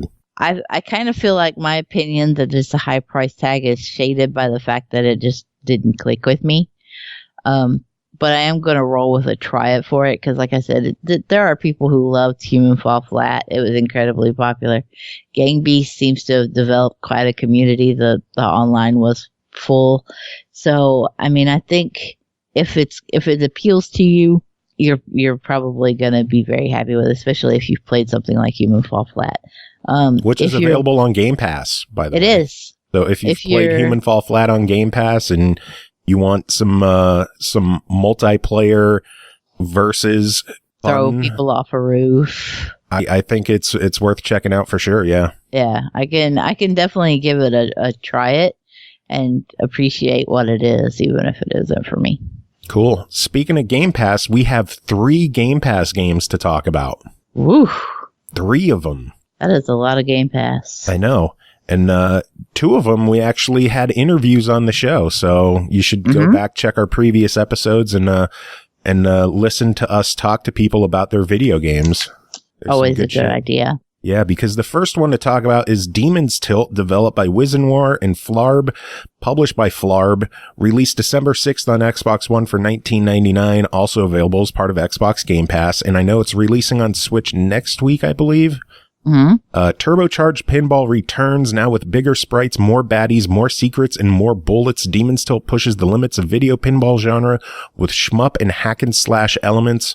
Cole, tell us about Demon's Tilt. Ball Squad. Boss Squad. Pew, pew, pew, pew, pew. Yeah, that's People will get that later in the show. You're welcome, Grant. So Demon's Tilt, if you haven't figured it out from that, is pinball. It is a 3-tier table, and I have to come out of the gate and say I love pinball. I think it's fantastic. I play a lot of pinball. I play a lot of digital pinball, but I am absolutely garbage at knowing what's going on with pinball. I am one of those players who haphazardly flaps the ball every which way and is like, oh, look, it touched something. Hooray! Demon's Tilt is one of the first pinball games in a long time where I have played haphazardly and felt like I still did something awesome. There is so much to do on this table that no matter where your ball goes, there's going to be a light, there's going to be a sound, and there's going to be points. And explosions. And explosions. The explosions are so cool. In addition to the explosions, this is a pinball table that is a bullet hell. You can literally activate fights where the enemies are shooting bullets at you, full on shmup style, and you just have your pinball. It's so creative. I've played. It's gonna seem like it's far on the other end of the pinball spectrum from Demon's Tilt, but I played Yoku's Island Express. Yeah, and that's I was a bit on the other side of the spectrum. You'll get me here in a second. I was so impressed with how they found a way to make pinball something different. And that is the first and last time I've felt that way. Because normally with pinball, there's only so many options for it, right? Yeah. But Demon's Tilt managed to evoke that same feeling. And I was like, I have never played pinball where that shit straight up goes bullet hell on me. And you can get points by hitting the bullets. And what the fuck am I doing here? I was so tickled by it, and I would get so excited. And I will say, though, there's a bit of a learning curve with the bullet part of Demon's Tilt. Because, like anything in pinball, when you hit it, the ball comes back or goes elsewhere. It doesn't, like, go through anything, right? Yeah. Besides a ramp. So, it's like, at the same time, you see these glowing lights for the bullets, and you think, I'm going to launch that motherfucker, and it's just going to cut through the bullets. But it doesn't. So, David was actually playing Demon's Tilt. He was, like, having one of those moments. He's like, I don't know what to play. And I was like, play this. Watch. And so, it was kind of mean of me. I'm not apologetic. Like the first time the bullets start coming at him, he's never played shmups. He doesn't know what's going on. And like the bullets start raining down and he goes to hit toward them and he's already down on the last tier of flippers and the bullets pin him there. And so he's trying so hard to flip that ball back up, but the bullets just keep pounding it and eventually pushes him off the flipper. And he's like, I lost my ball. What the fuck were those? And I was like, that was hilarious for me. I'm sitting over here beside him just like giddy. You're so mean. I love it. Because I know what's going to happen to him. I know he ain't getting out of that mess. It was so good. So I think you can have really incredible moments with a pinball table that I didn't know was possible because normally I'm just like hit a ramp, yay! I got a point for something. I don't know what it was, but at least the ball didn't fall. I have very low expectations for how I play pinball, but seeing him struggle was priceless. So as I said, it is a 3-tier pinball table, and it's incredibly well laid out. It gets very stressful when you're down on the 3rd tier. You have to be down there to fight some of the bosses. If there's I'm sure there is like some kind of story involved, and it's very specific, and you're supposed to hit certain ramps at certain times. I figured that far. I know that like where some of the ramps are that it wants you to hit when. I don't know that I've done any of it properly. Probably not. I don't think I have either. Literally none of it. And yet I'm still having such a good time. Just like I see the ball go toward a flipper, I hit the trigger and it goes and I'm like, yeah, I'm successful. Because like I said, low bar. My bar's slightly higher than David's, clearly, but low bar. I did get really into the second tier. There's like a priestess head, and there's a cup sort of in the middle of her forehead. And if you can get the ball into that, explosions start popping off, and there's beasts all over the place to hit. And man, that's when the board is at its best. There's another boss on the third tier that's like a two-headed knight with a shield and a snake and all kinds of shit. And then it becomes a lion. And I don't know what's happening with any of it. It looks incredible, but I couldn't tell you why it does it. I just know that if I hit it, that shit's going to break and I'm going to get points. And that's what I'm here for. I will say, I may be a dunce about how to properly play pinball, but I was very proud of myself when I looked at the leaderboard after my first attempt, and it was literally my first run. Carnage's high score was 26,000, and I had 26 million, and I had 136 million. Oh, so I am just here to say, get fucked, Carnage. that might be higher than my console high score. I know on PC I had a pretty good high score, but I don't. I think console I'm only at like 50 something maybe. Yeah. I'm trying to look it up quick. I'm cheating. There is one thing about it that is a struggle. Mostly when you're in a multi-ball phase. I gotta put a new cough drop in. I'm sorry. Mostly when you're in a multi-ball phase, it follows the ball that's at the closest to the bottom. So it can be really difficult. Yeah, you want to save that ball, but then somewhere your other ball is going to fly off into the abyss, and you can't even try to save it because you can't see it because it's at the higher part of the table that's not in frame. That's probably my only complaint, is that there's no way to see. Now, this can be saved if you're on a PC with a vertical monitor, or if you're on a Switch, because you can play the game vertically. Even the Xbox has the option to play it vertically if you're connected to a monitor that you can rotate. I cannot go rotate my 55-inch TV. Yeah. To play the game. You can zoom it out all the way, but it gets really hard to keep track of stuff when it's zoomed out all the way. It's not any better of an option for trying to keep up with multi-balls, unfortunately. So it would be nice. I don't even know what a solution to that would be, though. You know? It's just kind of the nature of the size of the table, I think. But that was really the only frustration I had with the game. Yeah, overall, I thought it was really awesome. I just checked. My high score is 50 million. Yours is 137. Yeah. So that's congratulations to you for kicking my ass on this one. Get fucked, Joe. I know my PC score was over 100 million, so I'm close to you on PC at least. But overall, $20 or free on Game Pass. What do you think of Demon's Tilt? If you like pinball any at all, even if you don't know that you like pinball, but you're just looking for something where you can like relax and only have to hit a couple buttons, play Demon's Tilt. Go for it. Buy it. Yeah, especially if you have Game Pass, fucking play it. You're not missing out on anything. Just load it up and sit back and hit the flippers. Even if you're bad at it, don't be as bad as D. But if you're bad, you're still going to have fun because it's such a sight. Good stuff. Yeah. And if you want to hear more about Demon's Tilt, check out episode 435 called Tilting Demons, where we chat about the game. See, I'm trying to bring it around and pimp out our other episodes. Good job. I try. I'm proud of you. Next Game Pass game to talk about is called Wander Song, developed by Greg Lobanov, published by Humble Bundle, released December 6th on Xbox One for $19.99, also available as part of Xbox Game Pass.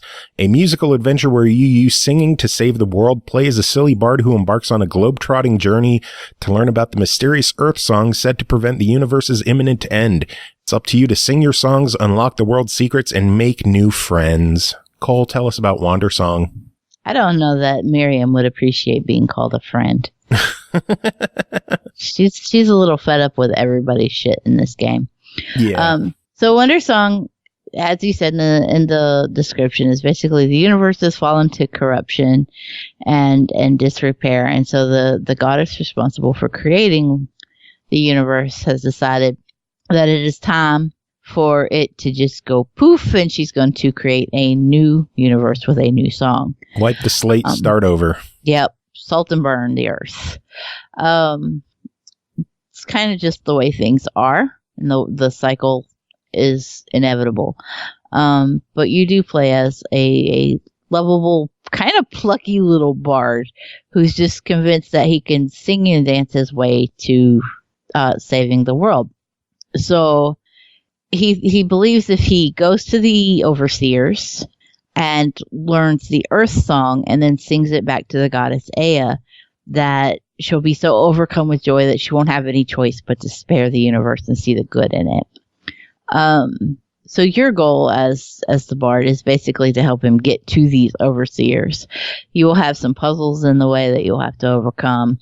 Usually it's not anything like it's not combat for the most part. I'm trying to figure out ways to describe this without spoilers. There's some combat when you get to certain bosses. But for actually getting to these overseers, it's generally puzzle related. It's 2D, it's platforming, little bit of action. It's a very relaxing kind of game, even though like everything's about to shit the bed. You're just like, I'm just going to do whatever the townspeople want me to do, and I'm going to learn dances, and I'm going to sing songs, and everything's going to be fine. Unfortunately, you are pretty much the only person who believes that's the way things are going to be fine. And so you will team up with Miriam, who is a very bitchy little witch, and she's not amused at necessarily how you want to approach solving the problem, but she's on your side. She's there for you because she doesn't want the world to end either.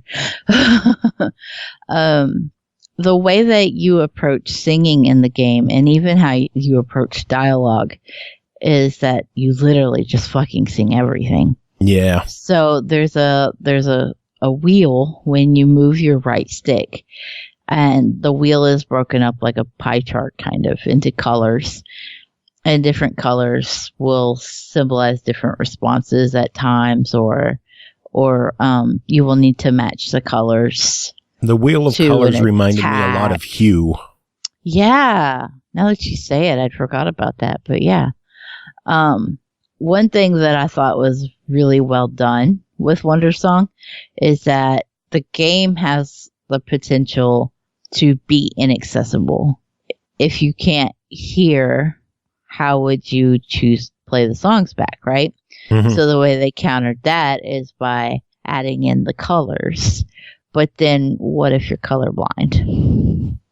So the developers actually thought of that and chose a color palette that was more pastel and not reliant on the kind of colors that colorblind people would struggle with, which was incredibly creative. I've seen a lot of games put in an option to have colorblind assist in settings, but for the game to just be built around the potential that the player was colorblind and not require a setting for it was really impressive to me. Accessibility. Yeah, sometimes it doesn't just have to be a setting in the menu. Sometimes it can just be the way it is. So it was a really cool thing to learn about as far as the game goes. That is just purposely built with accessibility in mind. It can be a little difficult in some of the combat sequences, especially for controlling that wheel. But again, the game is meant to be more chill. It's not something that you're, Dark Soulsing. Thankfully. It's meant to be something that you can just relax and play. So even the combat sequences are done in such a way that the threat of death isn't there. Like, you feel that it's stressful and there's the tension for the combat, but you don't have to worry about if you die that you have to start all over again. You just keep working through it until you get it right. And that's a pretty big overarching theme for the game as a whole. You know, the bard just keeps going, whether he's doing it successfully or not doesn't matter as long as he's trying. And so that kind of leaks into the combat aspect of the game as well. It's a wonderful story. It plays very well. Cough drops fucking me up. That's my story, and I'm sticking to it. I'll let it slide. It's a wonderful story about hope and overcoming odds and just looking at the bright side of things. We don't see that kind of narrative in games a lot. A lot of times it's like, well, shit sucks. Here you go. It's what it is. But you have a genuinely optimistic character who wants to do the right thing.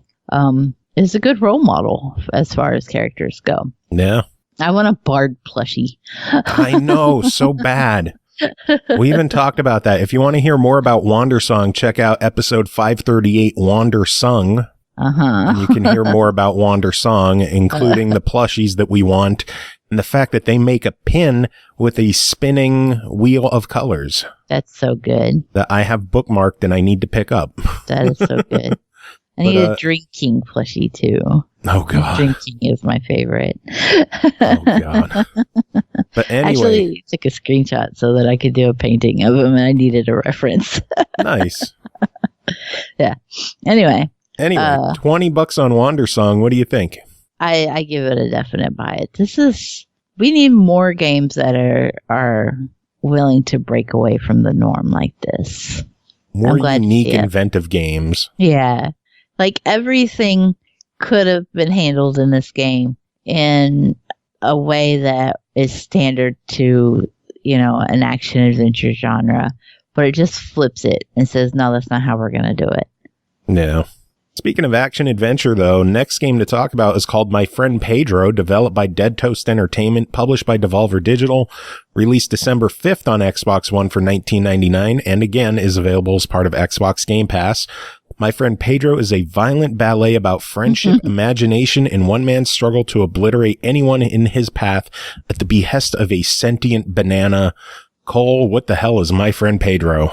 If Wandersong is all about the optimistic, pacifist side of approaching combat, My Friend Pedro is the exact opposite. Without a bard. And without a bard, with a whole lot of bullets, with a corgi banana named Pedro who serves as your conscience, floats around, tells you what you need to be doing. I'm pretty sure that the character that you play as has not got all his screws tightened down. It's fine. But you can't help but feel like a badass when you go backflipping into a room, kicking a cast iron skillet into the air, ricocheting bullets from SMGs every which way but left, taking out enemies that don't even know you're there yet, while you kick up a gas can and cause an explosion. There is no better term for this than an explosive ballet.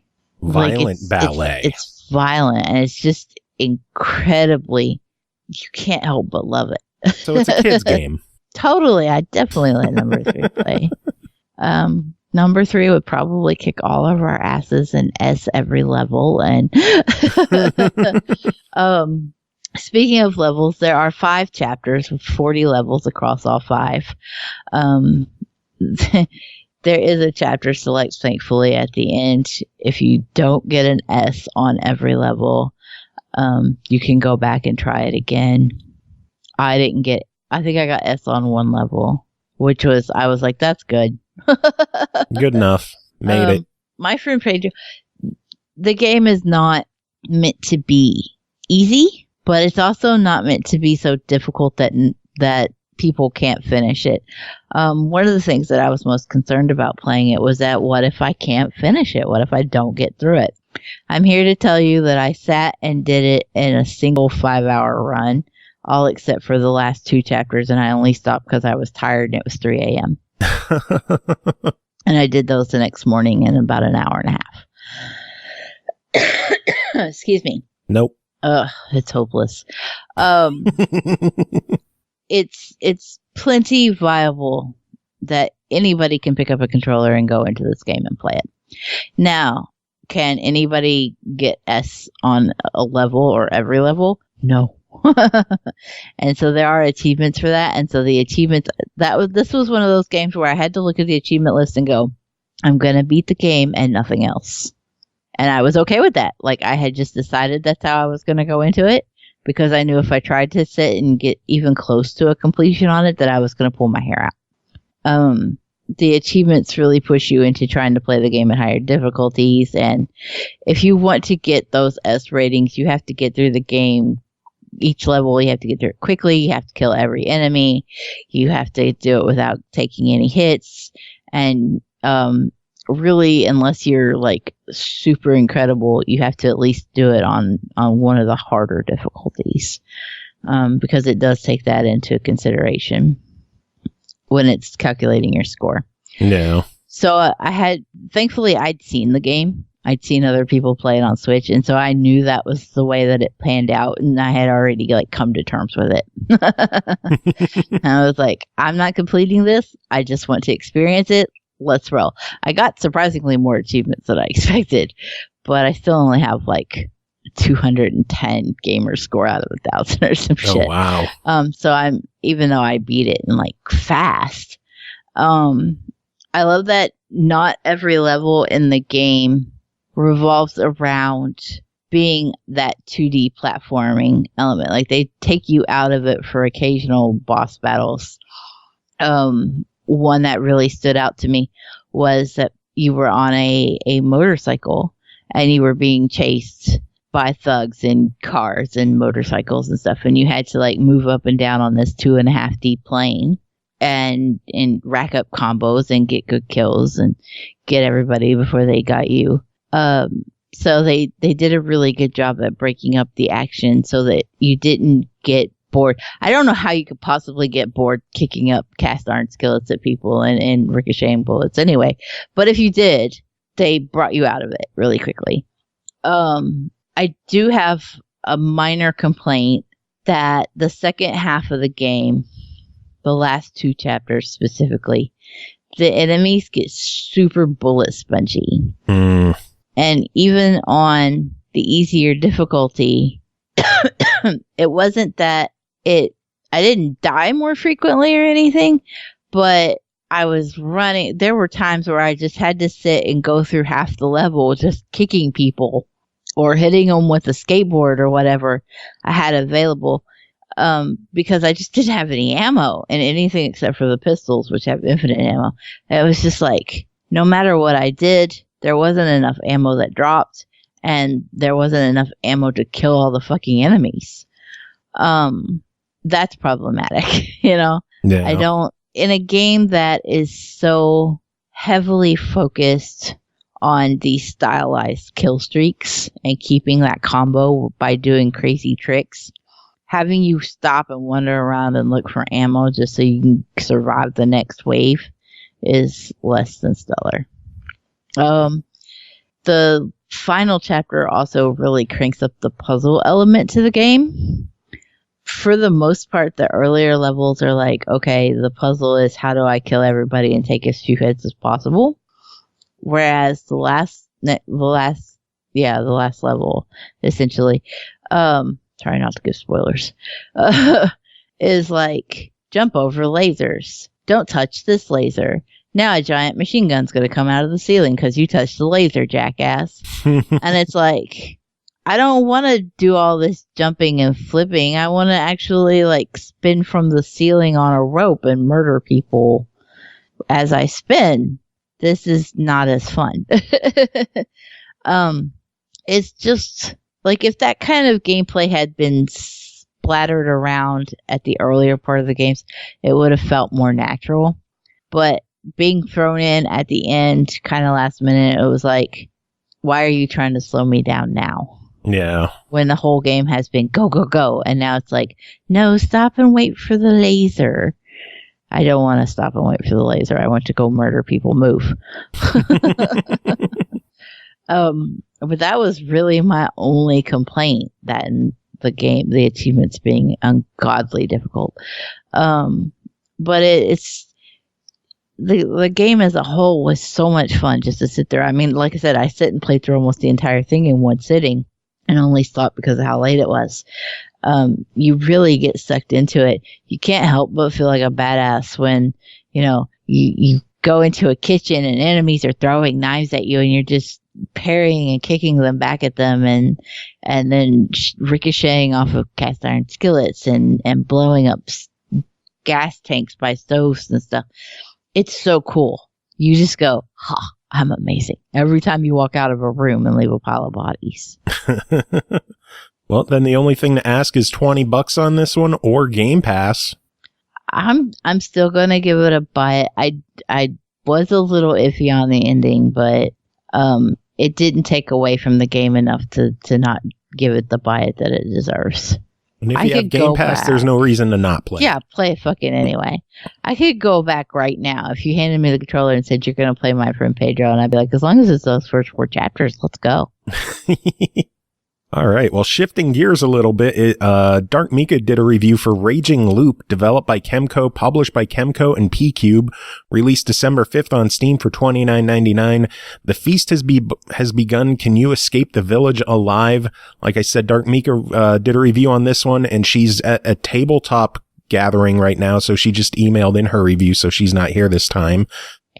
She has to say, Raging Loop is a Kemco game, but don't worry, it's not another one of their tons of RPGs they have. This one is an adventure visual novel, which means it has choices. You play as a young man named, Haruaki Fusai. Harry. I'm calling him Harry. Who's lost himself in the mountains after a breakup with his girlfriend. Well, he crashes his bike in a ravine and finds himself in a very small, odd village. Soon after, a mysterious mist crawls into town, freaking the locals out and causing a massive death toll for the village and the few outsiders that manage to find themselves in the village. Escape isn't an option. You have to follow the rules set up by the god of the mountain and find a way to survive this death game you've been forced into.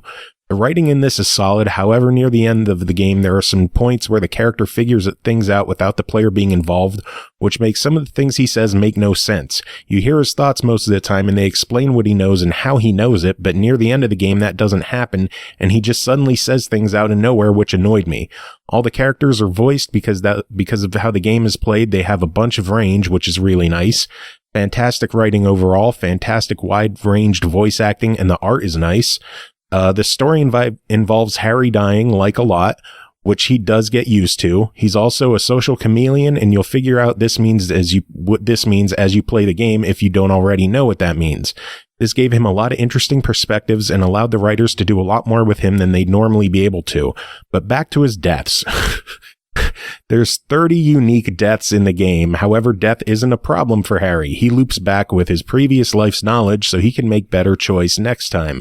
This is shown as 20 instances of keys being given to the player, which are key bits of knowledge. Gaining these keys throughout the playthroughs unlock new routes because he has new knowledge, but they always come at a price, his death. There's 27 dead ends, many of which which give you keys, 3 endings, and 1 true ending, and there's 2 other endings that I haven't figured out how to get yet. After you beat the game, it unlocks a couple different things in Extras menu, which gives you 5 after stories for some of the characters in the game. They're larger than an epilogue, but not as long as a full game. I spent just shy of 35 hours in the main game alone. My guess is each one of these is around 5 to 10 hours. I didn't have time to play them all before writing this. Another thing that can be unlocked at the end of the game is a media player to listen to the songs in the game, but I can't figure out how to find or work it. So lastly, there's a revelation mode that's unlocked in the options that you can turn on. With it turned on, there's new scenes added into the main game. Some of these things are conversations that Harry wasn't part of or privy to, and various characters' internal thoughts. The game tells you what chapters have these new scenes in them, and you can use the skip previously read text option to get to them real fast. The last 2 endings could be related to stuff in revelation mode, or maybe in the after stories. I have no clue. For $30, I think it's worth it. You get an hour more per dollar of value in this. I'm down for that. Granted, you would all finish it faster than me, but I also haven't gone through all the after stories or touched Revelations mode yet, so there's probably another 10 to 20 hours worth of stuff there for me here still. Even if you cut that in half for you, that's around $1 per hour. However, I am biased. I love visual novels, especially adventure ones that are horror-y. They are my fucking wet pancakes. Oh my God. Sounds good. And it's nice to see Kemco do something that's not a 16-bit RPG that I would give a buy it to. It is nice to see a change of pace. Indeed. And keeping with the horror-y theme, the next game to talk about is called Cold Silence, developed by Half Face Games, published by Zytillion. I couldn't tell you if my life depended on it. Xavier. The Ant. Released December 20th on Xbox One for $4.99. This is a minimalistic horror platformer about surviving in snowy mountains. Follow the voice from the radio, fight your fears, and reveal the truth. Cole, tell us about Cold Silence. It's nice to see a horror game take the light and bright approach. Literally everything in Cold Silence is white. You know how, like, you step outside on a snowy day and you're like, the light's blinding me. That's the game. The entire design of the game. Everything's washed over with white because of the snow. You will occasionally see a little bit of, like, light teal blue.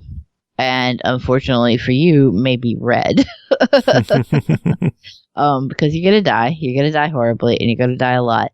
So much so that about 92% of the achievements are relating to how you're going to die. Yeah, I got a bunch of them in my time with the trial of the game. You're going to die a lot. It will literally, if you get past anywhere without dying, I will be impressed. I started the game. It is a 2D platformer that is apparently what we are capable of playing this week. It is a 2D platformer, and excuse me, I'm dying over here. When I initially started, I was jumping over some of the most basic obstacles, and I was like, well, this isn't so bad. Why are all the achievements for dying in dumb ways if it's so easy to avoid? And then I instantly fell into a ravine. That'll learn you. And then the next time I instantly fell into some spikes. That'll learn you too. And then the next time I got killed by my shadow? What the fuck is this? And where did you come from? And why are you killing me? Shadow, please, we're in this together. Oh, jeez. We're not in this together. Shadow's got an ulterior motive, the bastard. I guess there's 4 colors, because there is gray from the shadow, and then blood, and then blue, and red. Yeah, so there's 4 colors. The game lied to me. That suddenly doesn't seem so minimalist now. Oh, you're nitpicking now. Yeah, I am. Because it does still have that minimal art style as far as like 90% of the game is white. That's what's important. Yeah, it's even the details for the platforms and stuff is just very simplistic. A lot of the game is trial and error. There were times where I was like, I don't know if it's safe to do that. So you just do it and hope for the best. There are different difficulty settings so that you can, if you're in that trial and error phase and you don't know where things are, I would definitely recommend playing it on easy and allowing yourself to have checkpoints. Once you get to where you know where things are and you know what's going to kill you, it's a little safer to bump up the difficulty, but I would still just recommend having checkpoints because you just never fucking know when your shadow is going to come out of the nowhere and kill you. I'm very salty because I thought I was doing so well. Like, I had these boots excuse me, that made it easier for me to jump these higher, climb up these higher cliff sides, and I had a rope, and I thought, oh, I'm killing it. I'm going wherever I want to go. And then I just died mysteriously. Because your shadow was really killing it. Yeah. Shadow was doing far better than I ever dreamed of doing. Apparently, he gets a rope and special boots, too. I know that the game is supposed to be a horror. Don't let that turn you off on it if you're not into horror. It's not particularly that scary. it's more of a mindfuck kind of experience. Like I said, the shadow keeps killing me. That's kind of where the mindfuckery comes in at. And I didn't find it to be something in the regards that I was like, oh, there's a jump scare and I'm going to die. And, it's not anything like that at all. So don't be put off by the horror element of it. I think it is a creative game. It's one of the few that we've seen. I can say few, but I think it's been a little more than we realized. But this came out of the creators corner thing. Did it? Yeah. That's cool. So it was originally part of that, and it has been upgraded to ID at Xbox. That's cool. I know Foxyland from Ratalaika was another one that came out of the Creator Club. Yeah. So it's, we've seen quite a few, especially recently, get to go full scale out of that. And that's really cool to see. And I think this one deserved its promotion, if you will, because it is a creative take on platformers. There's only so many ways you can have a platformer. You go in and you jump and you hope you don't die, and that's that. But this one, it pushes you to question how you can and cannot explore. That does lead to one of my gripes, and it's not necessarily that it's a gripe on the game, more as just like an inconvenient thing, because the game does rely on trial and error gameplay when you're first starting out. It can be really difficult to tell where some of the areas you're allowed to go are actually at, especially when you're in areas where the platforms cross over each other. I kind of, a piece of me wishes they would just flat out have gone like full blue edge. Yes, you can jump this area, or no, you can't. But sometimes it's an area where it's all white and you don't know you can jump until you do it on accident, and then you're like, why am I here? And sometimes it's an area where like it looks like it's a ravine. There's nothing to tell you it's not a ravine, but if you just say fuck it and you jump down, and then you're like, oh wait, I found a hidden area where there's something that I absolutely needed in here. So I do wish that there was a little more guidance some way or another to let you know this is safe, this is not. Yeah. But minor gripe aside, $5, what do you think? I give it a solid try. It's not going to be for everybody, although I don't think anybody should let the horror element of them scare them off. As long as like you don't have PTSD and you're not physically scarred by being chased by your shadow. Yeah. Cheap enough for a fuck it, why not? Yeah, I could give it a solid fuck it, why not? Cool. And if you're on the edge about it, there is a trial for the game, a 24-hour from the point you download it trial. It's a different trial than Xbox usually does. Normally 24 it's like hour? Yes, it's 24 hours from when you download it. So you have 24 hours to play it, and that's it. You could probably 1K it in that 24-hour span if you were dedicated to it. I don't know if there's a limited length to it. I didn't figure that out. I don't know. It's different than the normal trials Xbox does, but it's worth checking out and giving a go. Yeah. And if you like it, it's only $5, so fuck it, pick it up. All right, and finally tonight we are bringing in our good friend Grant Henry. Grant, how are you doing? I'm good. I meant to install the party horn on my phone so I could like. I'm not gonna be around for the end of the year soiree. So this is like I'm having my own little end of the year party here. I know. I'm sad you won't be able to make it, but the end of the year party should be pretty cool anyway, and we'll drink in your honor. Yeah, make George drink twice as much. I'll be face down on the carpet, drunk. Cole, you're gonna be in charge of everything that night. Okay, because I'm not allowed to drink, so I was like, "Oh, I can't even celebrate." You're the PD instead of the DD. You're the podcast driver or something. Designated podcaster. Oh my lord! Anyway, we should probably take care of this final review. What? What are we doing? Oh yeah, it's Ball Squad time, Grant. Yeah.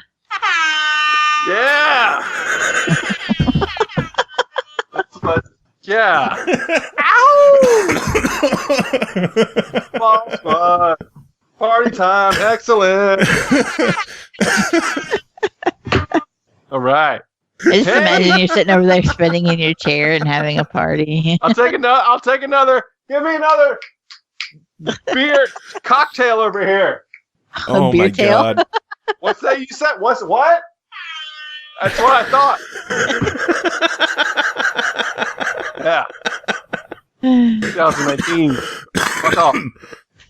I'm sick and dying over here, and you're having a fucking party horn fiesta. Yeah. Go easy. Or you seem, yes.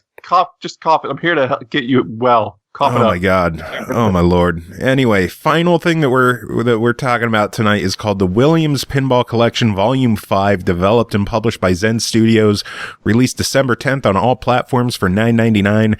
Zen Studios presents a surprise holiday treat with the addition of 3 legendary classic Williams and Bally pinball tables with Williams Pinball Volume 5, featuring Tales of the Arabian Nights, Circus Voltaire, and No Good Gophers. Grant, tell us about this new package. Well, it hasn't been very long since we talked about pinball, because they just put out the pack around Halloween, right? Like they put out the monster pack, the universal pack. So this was kind of a surprise, I think. Like they've been cranking these out pretty frequently, and I didn't expect to see another package till next year, but here we are. It's been 5 rounds of Williams action with Zen Studios coming in hot. This package includes 2 tables from the same designer, the same era, and then one slightly outside of that. Tales of the Arabian Nights and Circus Voltaire were both tables designed by this guy, John Papaduke. He's known for like really curvy tables, lots of curvy ramps, lots of really fantastic art, really kind of out there music, and both are played kind of similarly in my opinion. I'll be honest, this, unlike a lot, I play a lot of pinball. And I know a lot about. Yes, it's true. I never could have guessed. No way. Turns out, spoilers. I play too much of this stuff. And although I will say I haven't played a whole lot of Tales of the Arabian Nights and Circus Voltaire. Tales of the Arabian Nights was actually the table that came out. It was the free table you got when you bought Pinball Arcade, or when you downloaded Pinball Arcade. It was the one they gave people for free, and it was never one that I really spent much time on. I found it to be a lot to look at. And it was just sort of confusing. I never really took the time to learn it. It's got a very, very deep rule set. If you really learn what you're doing, there's lots of things you can stack. It's pretty complex, but it's not too hard to sink your teeth into if you just spend a little bit of time getting familiar with the layout. Circus Voltaire is very similar. Circus Voltaire is just strange. Everything about it is strange. The way the shots are laid out, the way the outlanes work. But it has the same kind of aesthetic as Tales of the Arabian Nights. Very colorful, very curvy, very stylish. The playfield's gorgeous. It's something you could hang on your wall. Both have really, really good music. I will say they're not my. I will say they're not my favorite kind of table. I don't know. I'm still trying to figure out what it.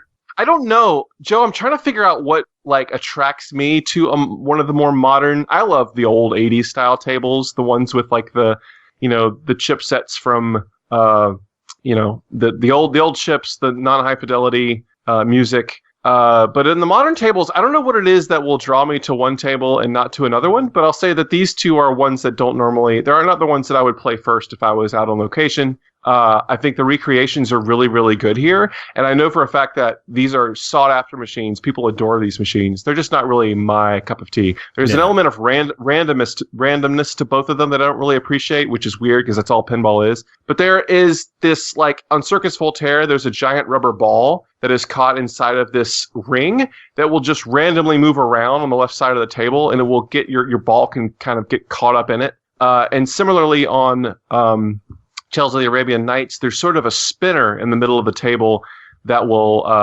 spin around. It'll spin the genie's lamp around at random, and those kinds of things just never really did much for me. It's just kind of not my preference, but they are faithful recreations. The third table is called No Good Gophers, and it is sort of a take on. I think it's Caddyshack. I think it's kind of pulled from the Caddyshack thing. It's sort of like the Gophers raising hell on the golf course. And it's very funny. It's got a lot of really cool ramps. You're launching the ball a lot. And these 2 animatronic gophers will pop up from underneath the ramps to block the ramps and yell shit at you. It's pretty hilarious. The music is a lot of fun. It just feels a lot like Caddyshack. The shots are tight, and it's got this like oddly hard rockin' soundtrack. When you get into multi-ball, things get kind of intense. It's not something you'd really expect from a golf themed pin. Have you covered anything from No Good Gophers? No, I haven't. But it's like one of those things where I have my growing list of to be covered themes when I get my pinball EP going. And one or two of the tracks from this might have to make it in here. I'm not 100% sure, but I think the same guy that worked on the music for this worked on Monster Bash, which has just got a killer rock soundtrack as well. So no surprise, No Good Gophers has got some killer music. It's an easy game to play. The shots are nice and wide. It's very colorful. The little dudes that you smack in the face with the little gopher dudes are really funny. And as with all the releases, Zen has gone the extra mile to create 3D models of normally stationary, boring toys on the playfield. They've sort of amped up the visuals and the sort of the way that the table can fight back. So it's a lot of fun to kind of play their version of this table, especially. So, but those are the 3 tables. It's like what, $10, I think, for all 3. Yep, $10 for the 3-pack. Yep.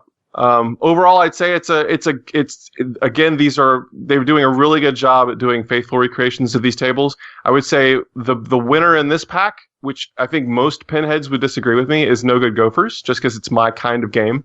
But all 3 of them are quite confident. I would say take a look at all 3, some gameplay of all 3 tables.